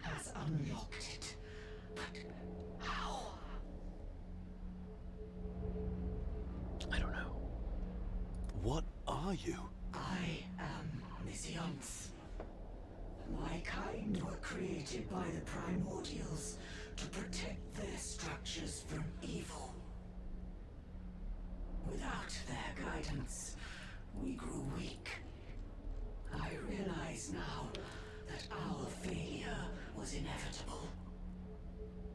The cult of the Sleeper tainted Anankis forever. What do you know about this cult? They are part of an unholy pact known as the Covenant of the Blind. We believe it to be made of 3 Abatu lords. Anamitarasu, the Sleeper, Ashtaroth, the Aberrant, and Ashot, the Puppeteer. Okay. The Abatu? What are they? Fallen primordials, whose understanding of creation became absolute and twisted. Demons as powerful as they are mere servants of these all-powerful Also, there are large potions. They got a large rage potion. That doesn't sound good. What do they want? What did they do to Anankis? Boom. Good game. Was that the last boss of the They are using it as a catalyst. Probably was. Anankis is part of a primordial network. 2 other similar ones are funneling energy towards the main structure. This is where this ray of energy is heading. By draining the fear that invades the surface city, it fuels Anankis' It was not. with a tremendous power. Uh-oh. It then redirects it to the main structure. So it's like a ley line, I guess. The earthquakes are nothing but energy bursts from the core as it crosses power thresholds. Okay. What will they do with it? We do not know. Okay, one problem at a time. First, saving Stormfall. How do I stop Anankis' core? Misioth, how do I stop the bloody core? Oh no. She literally fell apart. Rest in peace, Guardian. Okay. Well. Oh, look at that. That hood looks super cool. Wingtail, 132 force shield, two gem slots. 52% force shield regeneration rate. I love this hood though.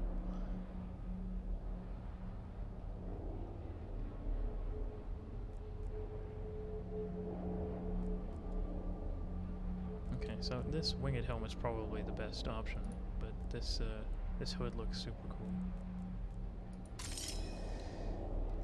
Alright, let's take a look at our new hood. Oh no. No! I didn't have an inventory slot, so I don't know if it's gonna give it to me. It would have been nice if it dropped it on the ground or something though, instead of just not giving it to me at all. Rip. I must get to the core and stop this now. Rip, cool hood. Clean out my inventory. Or maybe give you a message like, ah, your inventory is full. You cannot complete this quest right now, or something. Alright. Great sword. Looks cool.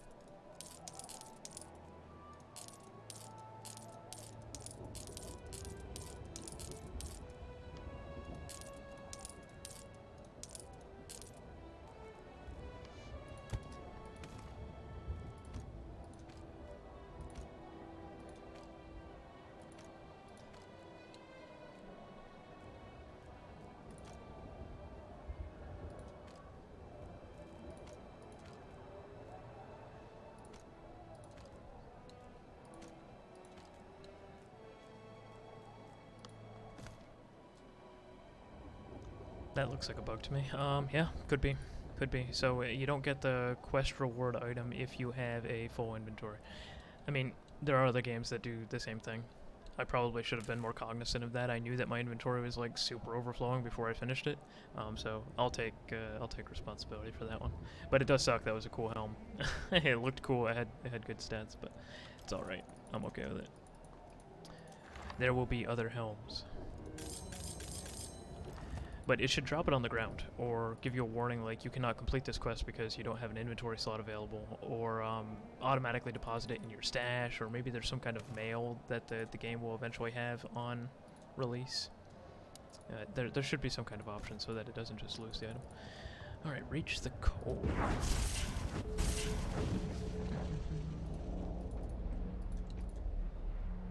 Here we go. Anankiss Hall 3. Banishing Udai didn't stop the haunting of this place.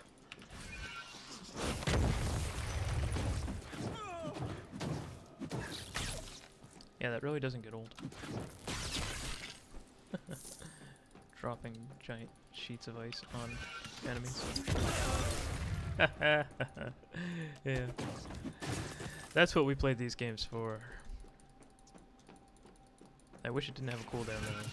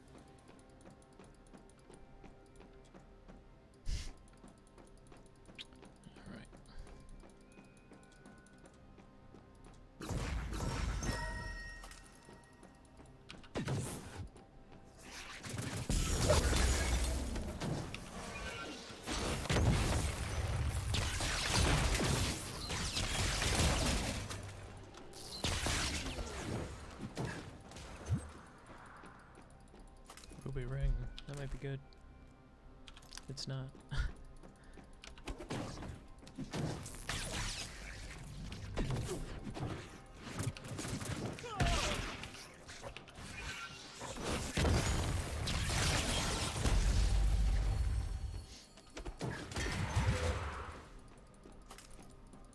Alright, got a level. We're almost there. I'm just gonna bring this all the way up to 150, I guess. Actually, there seems to be like a diminishing return. Hold on. 29%, 28%, and then 29.4. Yeah, ooh, interesting.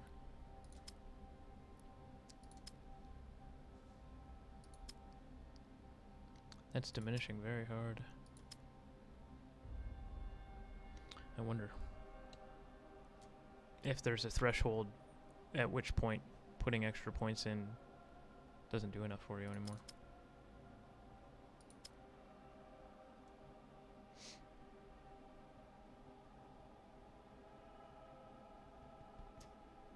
I wonder. Oh, okay. What do we got here? We really needed that. We needed that big time.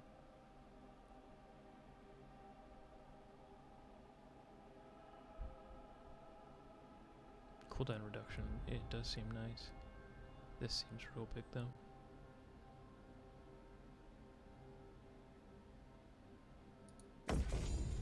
Gonna do it.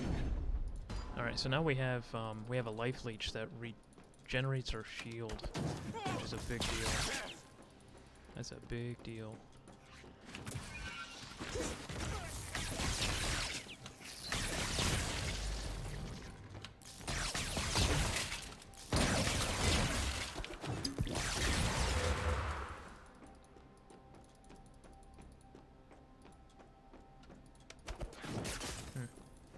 There's a shrine down here.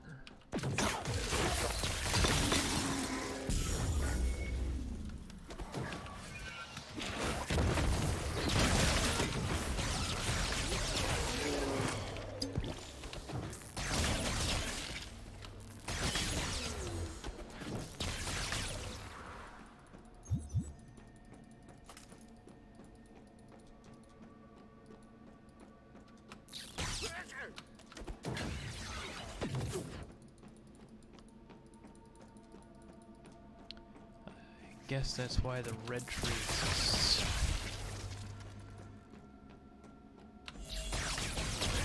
Oh, crap, I got hit by that. I'm the worst. Oh. Oh my god.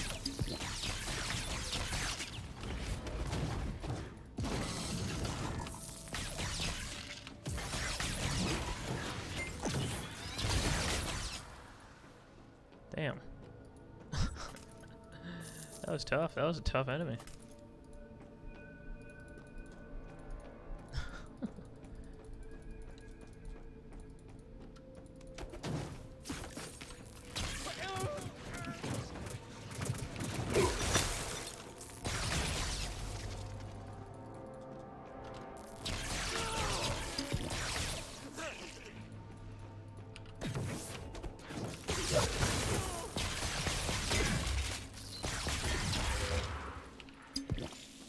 Oh, that new willpower potion is really nice.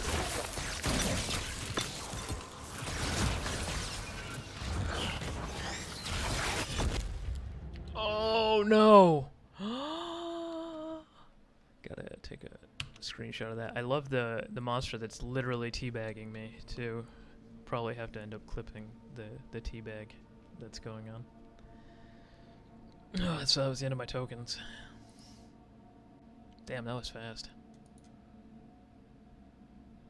Return to town. Guess I'll wait. I'll be patient. That's a one-shot. Yeah, that was... I didn't have time to potion there. That was tough. I think I might be bugged. I think I might be stuck. It won't let me return to town, and the monster just keeps teabagging me over and over again, which is hilarious, and I deserve it.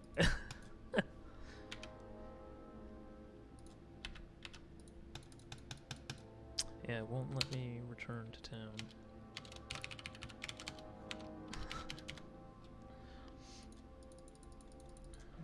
Oh, oh.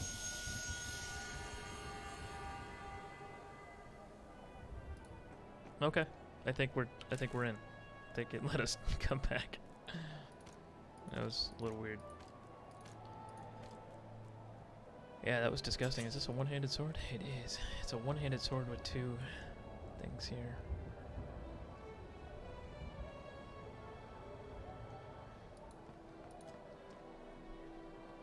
So it might be time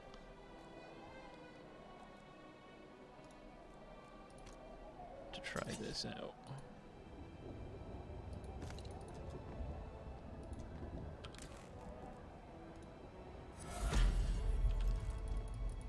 I think.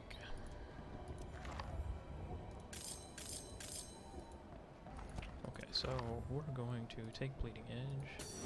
We're going to level it up.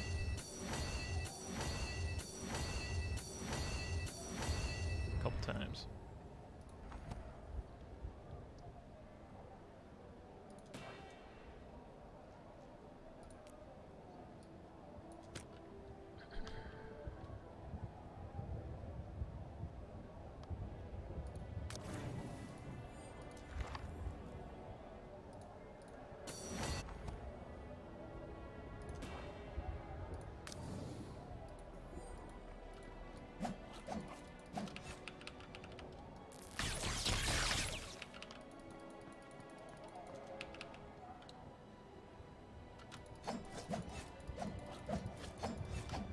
It's pretty fast.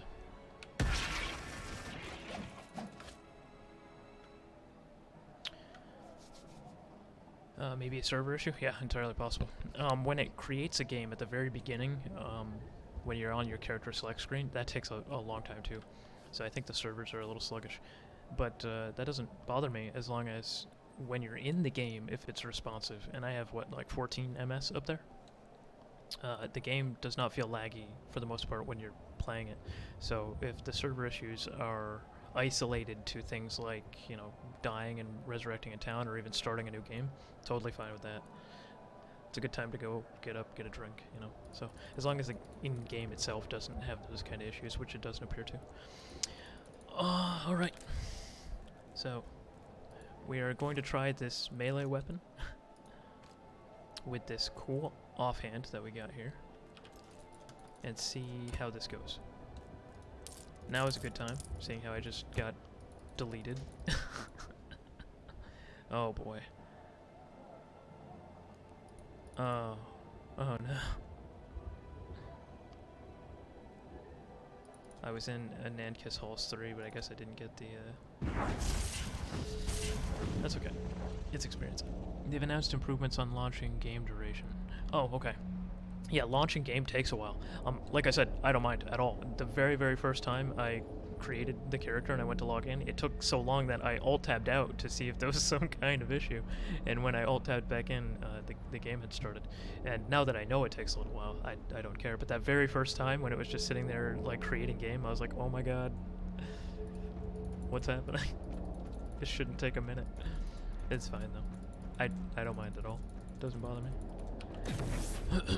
Alright, let's see. Oh, so we're not that far behind. We're pretty much there.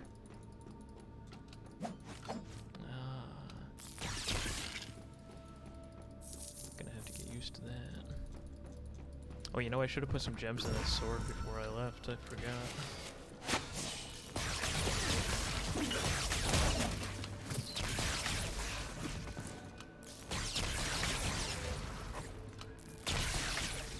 Okay, I think I can probably use a rage ability here shortly. Let's use it. Oh, it's around me. Oh, I thought I could, like, place it somewhere. That's interesting. Okay.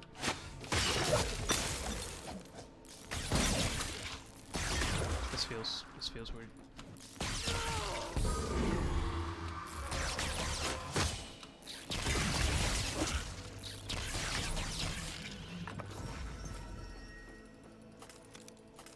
I'm gonna have to get used to this whole melee thing, I guess.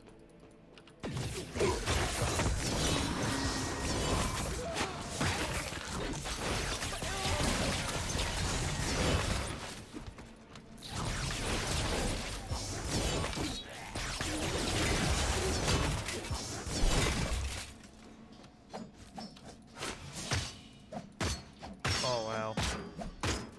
I do not hit very hard. Interesting.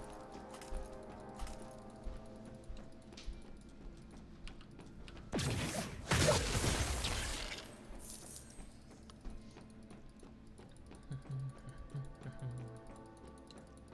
think I might go back to the staff. I want to give it a go though.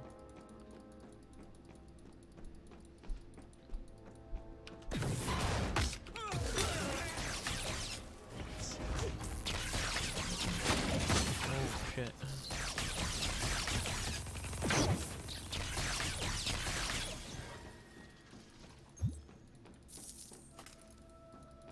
I survived.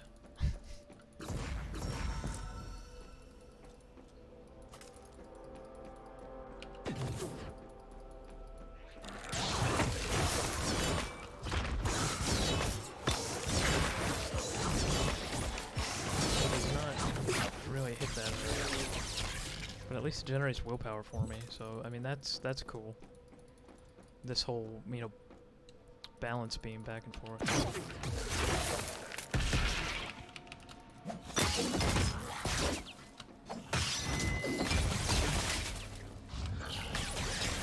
Oh no, oh no.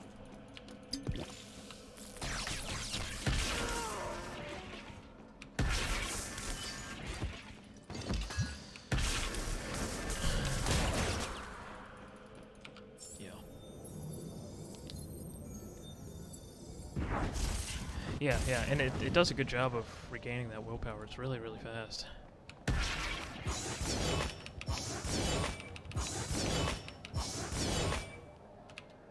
I like the animation. The animation is actually really cool.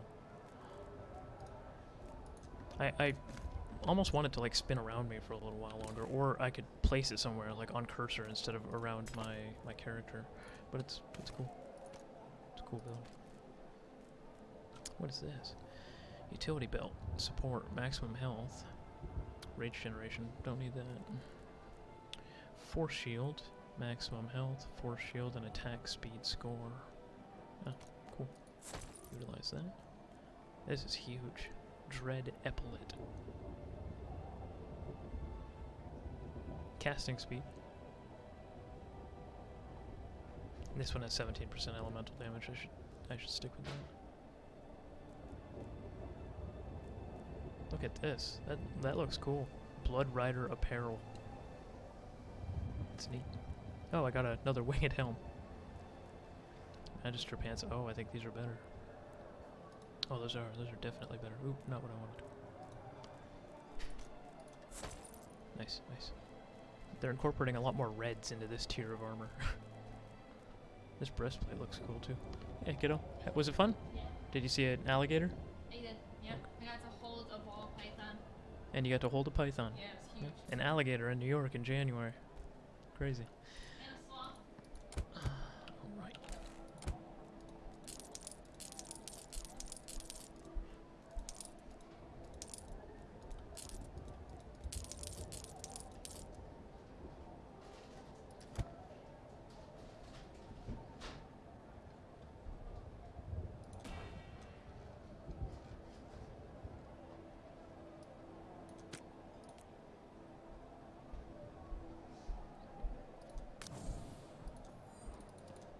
Let's do it.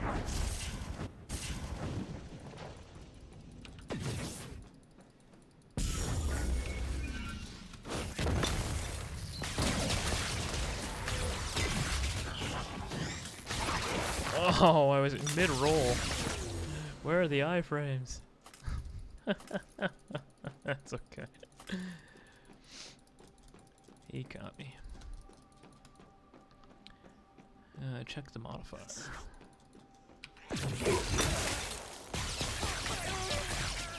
Oof. They explode like crazy.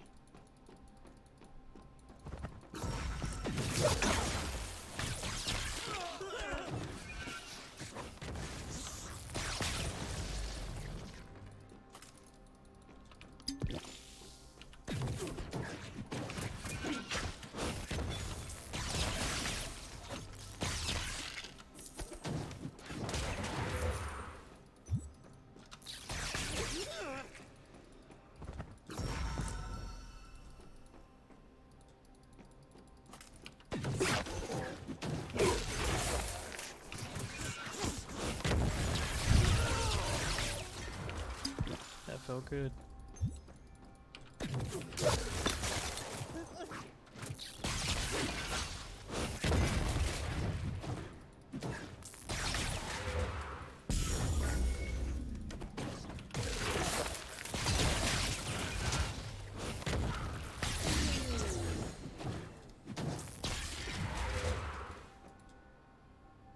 You finally reached the tainted core of Anonchus. Now you will have to find a way to stop it if Stormfall is to be saved. I'm ready.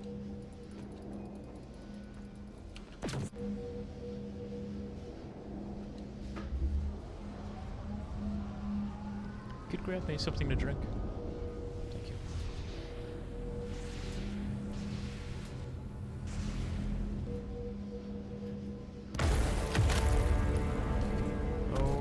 He's here! Take position! Vedric. Vedric? Is that you? What the hell are you doing here? Oh, so glad to see a familiar face. You won't believe what's been happening. Fancy armor. Why the promotion? Malice caught up with the fugitive Valaria. Grand Inquisitor Hemlock named me Justicar after the report of Malice's death. Vedric, how did you know I was here? What do you want? You really think your whereabouts would not have been tracked? We know of your deal with the Merchant Prince, as well as your plan to find Valaria and her new allies. Vedric, don't do this. You betrayed the Grand Inquisitor's trust. Now I, Edric, Justicar of the Republic, am tasked to bring you back. Listen to me. There is no time for this. What the hell do you think I'm doing here? We have to stop this cult now. You will have the opportunity to explain yourself at your trial. Drop your weapon now, traitor. How can you do this? Don't make me force you to comply. Stand down! I can't surrender, brother. And I won't. There is too much at stake here. So be it. Oh boy. Oh, I was hoping I'd get to fight him. Oh, I do. Okay, good. I do not have to kill you. Whoa. Do not force my hand. I won't hold back, brother. I'm underneath the ground. Please, for the last time, I beg you to stop this madness. You stand accused of desertion, murder of your own people, consorting with the occult, and conspiring with enemies of the Republic. Whoa, this is weird. This is weird. I think this is bugging out.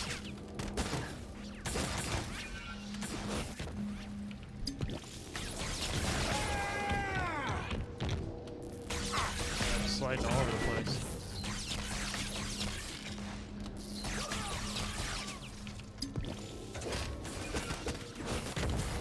Betraying your own father was the last straw.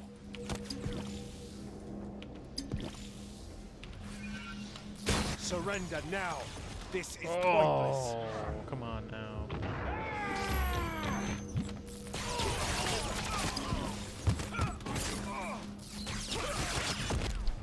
Come on. No. He keeps avoiding all my shit. Yeah, I can't damage him. Damn.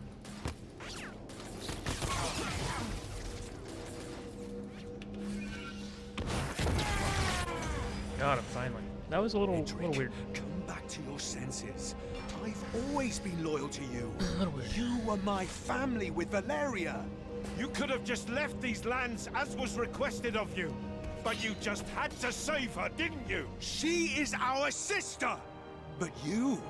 I'm not sure what you are now. Reckoning. Oh, what? Oh, Won't no. fail, Father. Oh, no.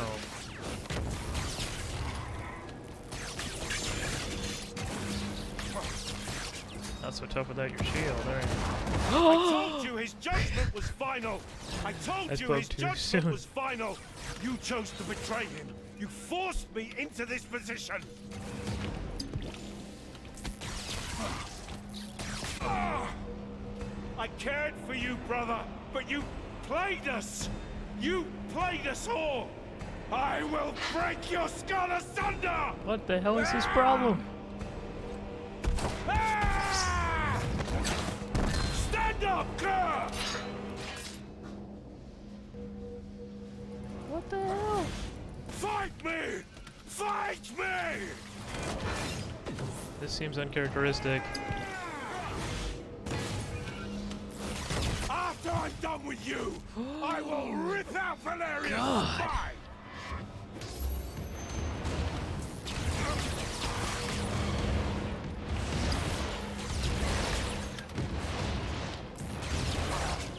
Can't seem to damage him.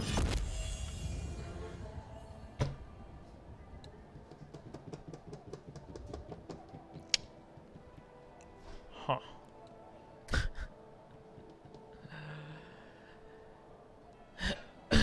Okay. Let's go back in there. Can't use any of this, I don't think. Have any upgrades for me, Mojave? Oh, I didn't mean to buy that. And this isn't bad.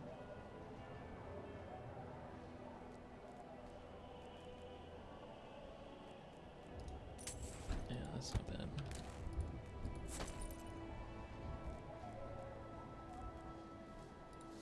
Okay, got a little bit more force shield.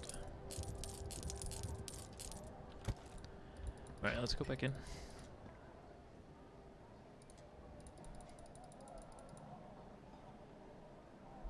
Oh wow, really?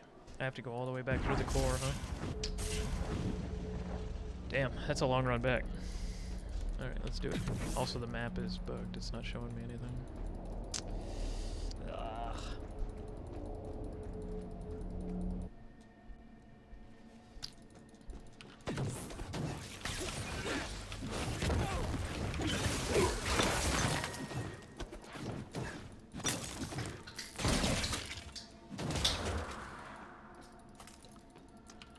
Alright.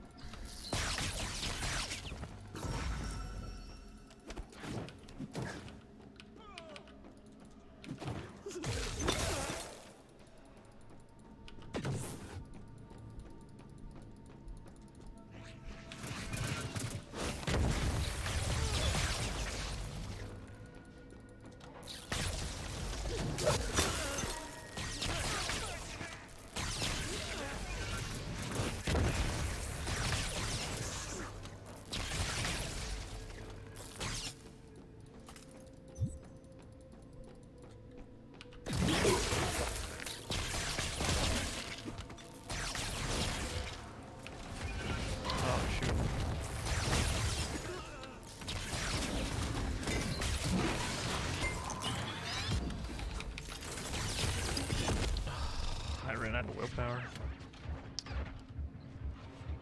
Should have been more on top of that.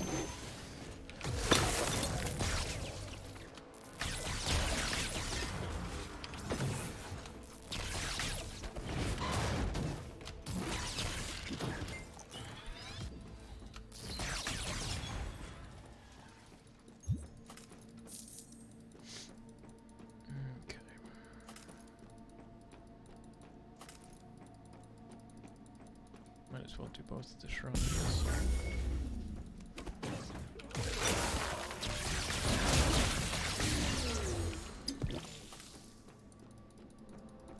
Maybe I can get to the other shrine while I still have the bow.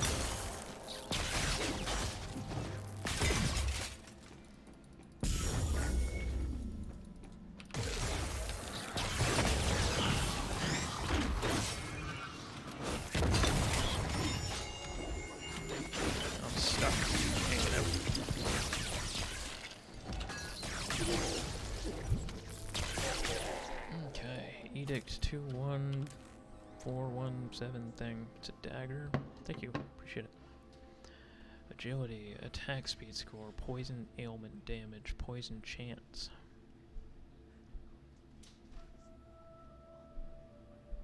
Pretty cool. That would go really well with that ring. That's Sanguinaris ring or whatever that I got earlier. That would be really good for like a poisony ranger sort of character. I'll throw it in the bank.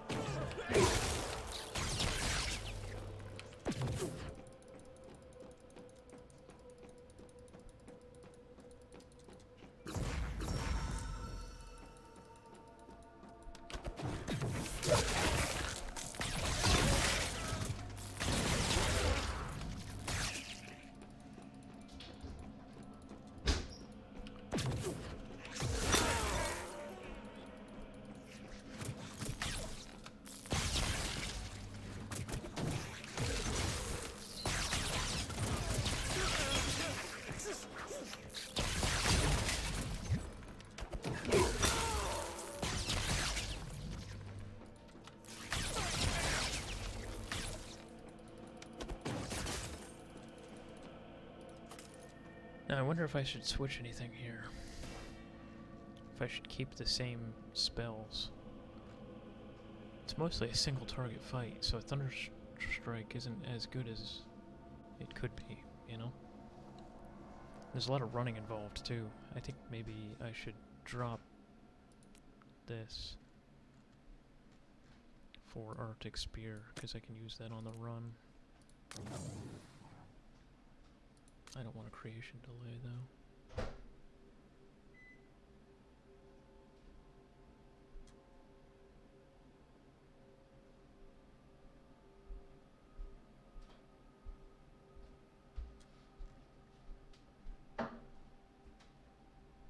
Yeah, I guess we'll do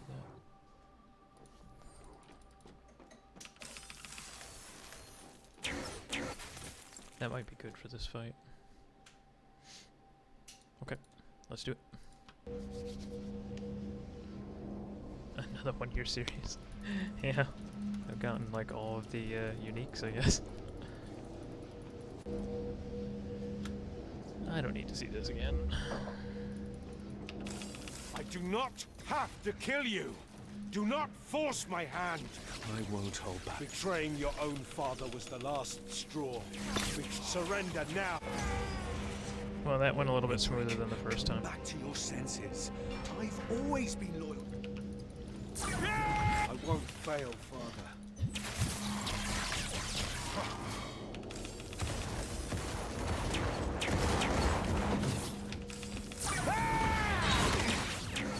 I told you his judgment was final.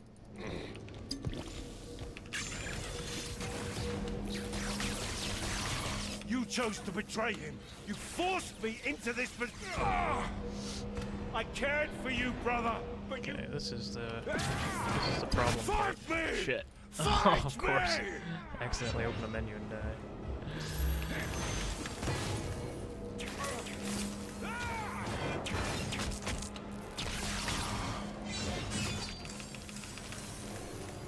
After I'm done with you, I will rip out Valeria's spine! Okay, this is where I got that earlier, so I think I just need to focus on not dying. Ugh. Am I supposed to, like, roll through that? Do I have to iframe that attack? I think I do.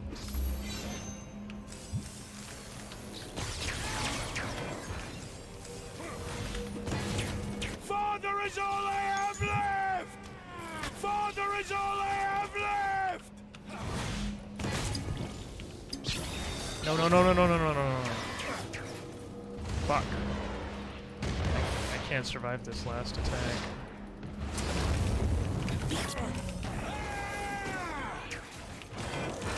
Oh, thank God for that freeze. Oh.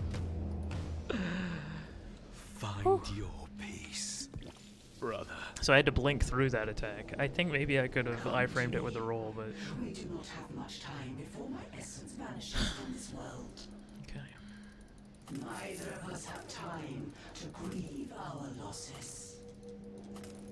You have to hear me before I inexorably fade. Inexorably. They really wanted to push that word in there.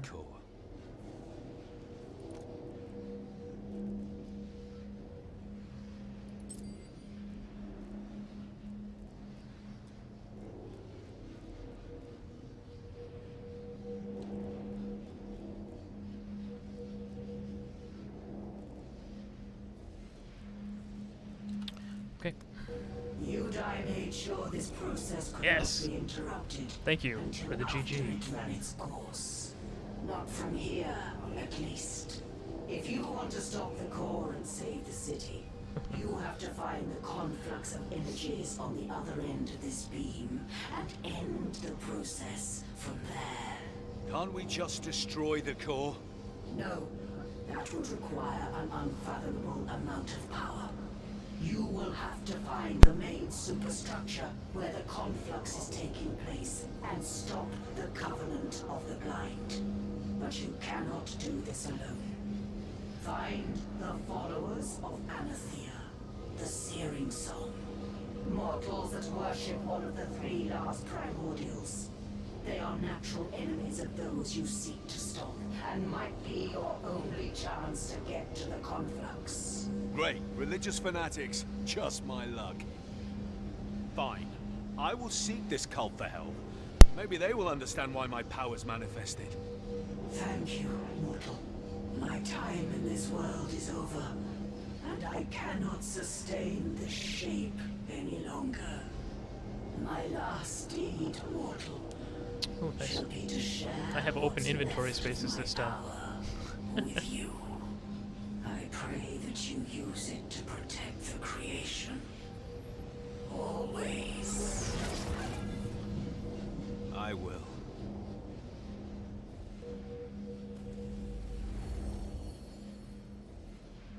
Level up. That was a huge level. Jeez. Alright. We got 6 more points to spend. Just throw them all into Frost, I guess. Alright.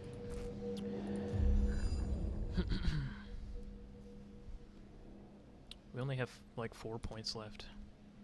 We need to do something that increases our survivability. Toughness would probably be a good one.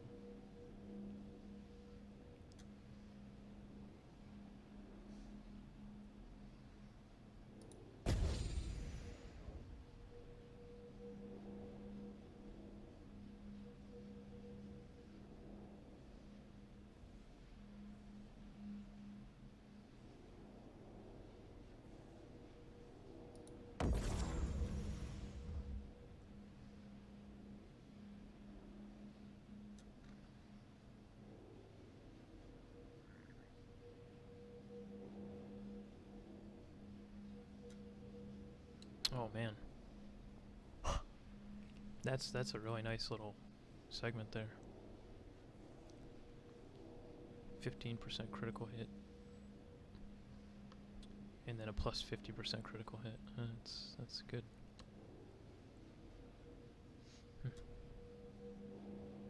I can't reach there with how many points I have left. All right. Let's see now. How much force shield do I have? I have 1,437. It doesn't seem like very much. It seems like a lot of these attacks are hitting me for like higher than that. I've gotten one shot more than once, but it is what it is. I'm sure with better gear, I'll get more force shield. I gotta bring this unique back too. Alright, the Merchant Prince is gonna be happy to hear that I cleared yet another dungeon for him. Yeah, I feel like this this dagger, the Edict 21417, would go very well with this Sanguinaris ring. Make some kind of like poison or toxic rogue kind of character.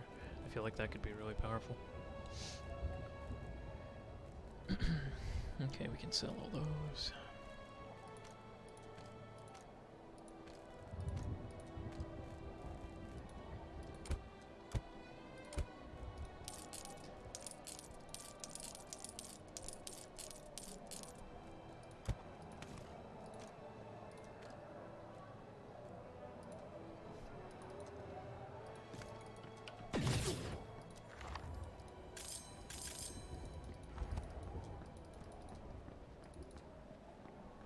A bit glass cannon. Yeah. I mean, my damage does seem very high. I don't know if it seems high to you. I don't have any reference, right? I don't have anything to compare it to because this is my only character, really. But it feels like when I get the chance to really sit there and just kind of nuke the boss with a couple of ice shards and lightning, that I just annihilate them. Their health pools just disappear. But goddamn, if I don't get one shot by nearly everything. Very nearly everything one-shots me, it feels like it. Alright.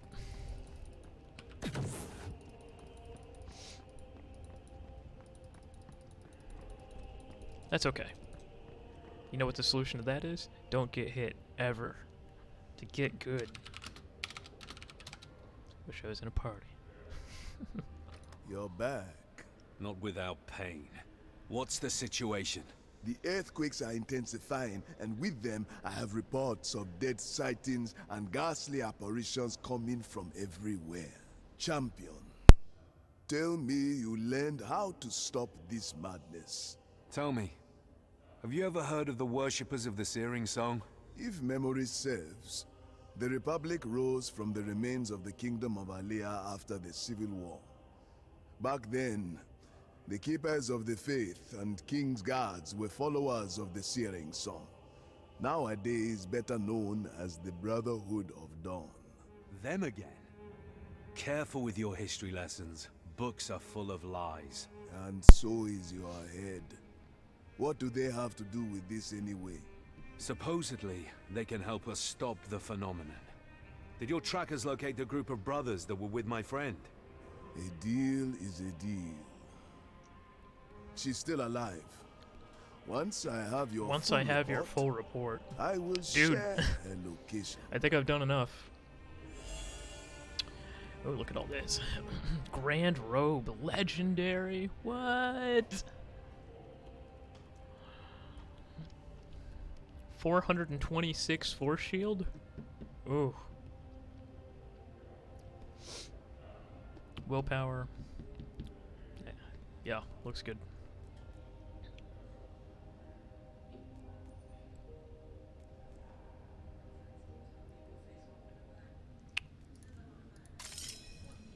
Fortunately, I had a inventory spot that time. Oh, look at that. That looks cool, actually. That looks cool. It's one of the first pieces of gear that I've put on that I can say, hey, that looks cool. Yeah, I like it. Dig it. Now I need a bunch of red and black, though. I like the physics of the little things that hang down. Yeah, looks good. Alright, well, I gotta put some gems in there. Leave the palace. With pleasure. This guy's not very nice.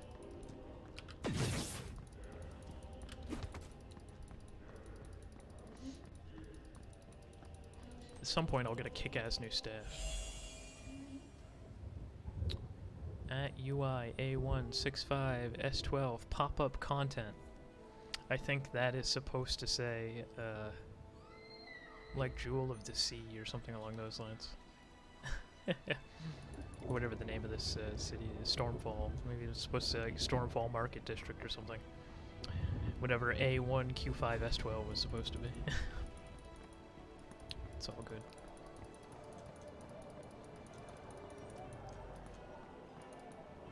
Looks like there's more people here now, which is neat.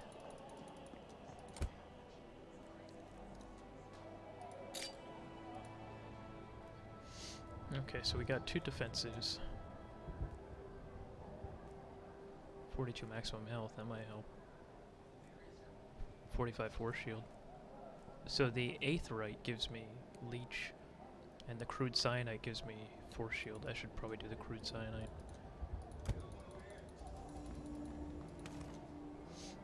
Do I have them? I do, I have 2 of them. 32 and 43. This one's only 32, that's not very good.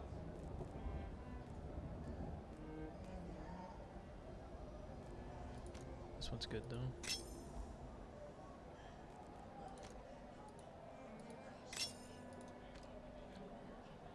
Alright. Cool.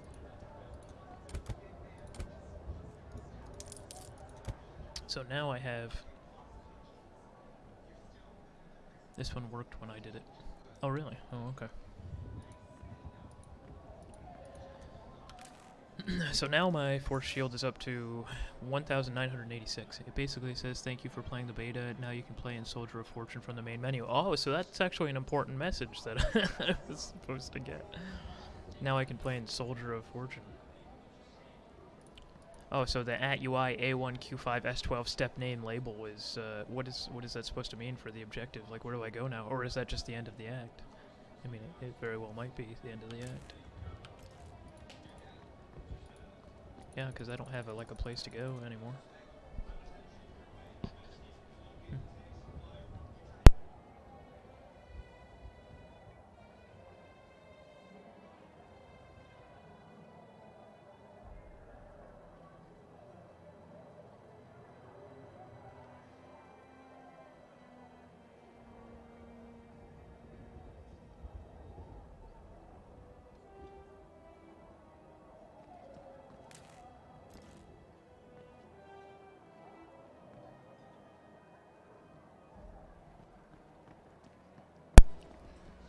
So that's it. Return to main.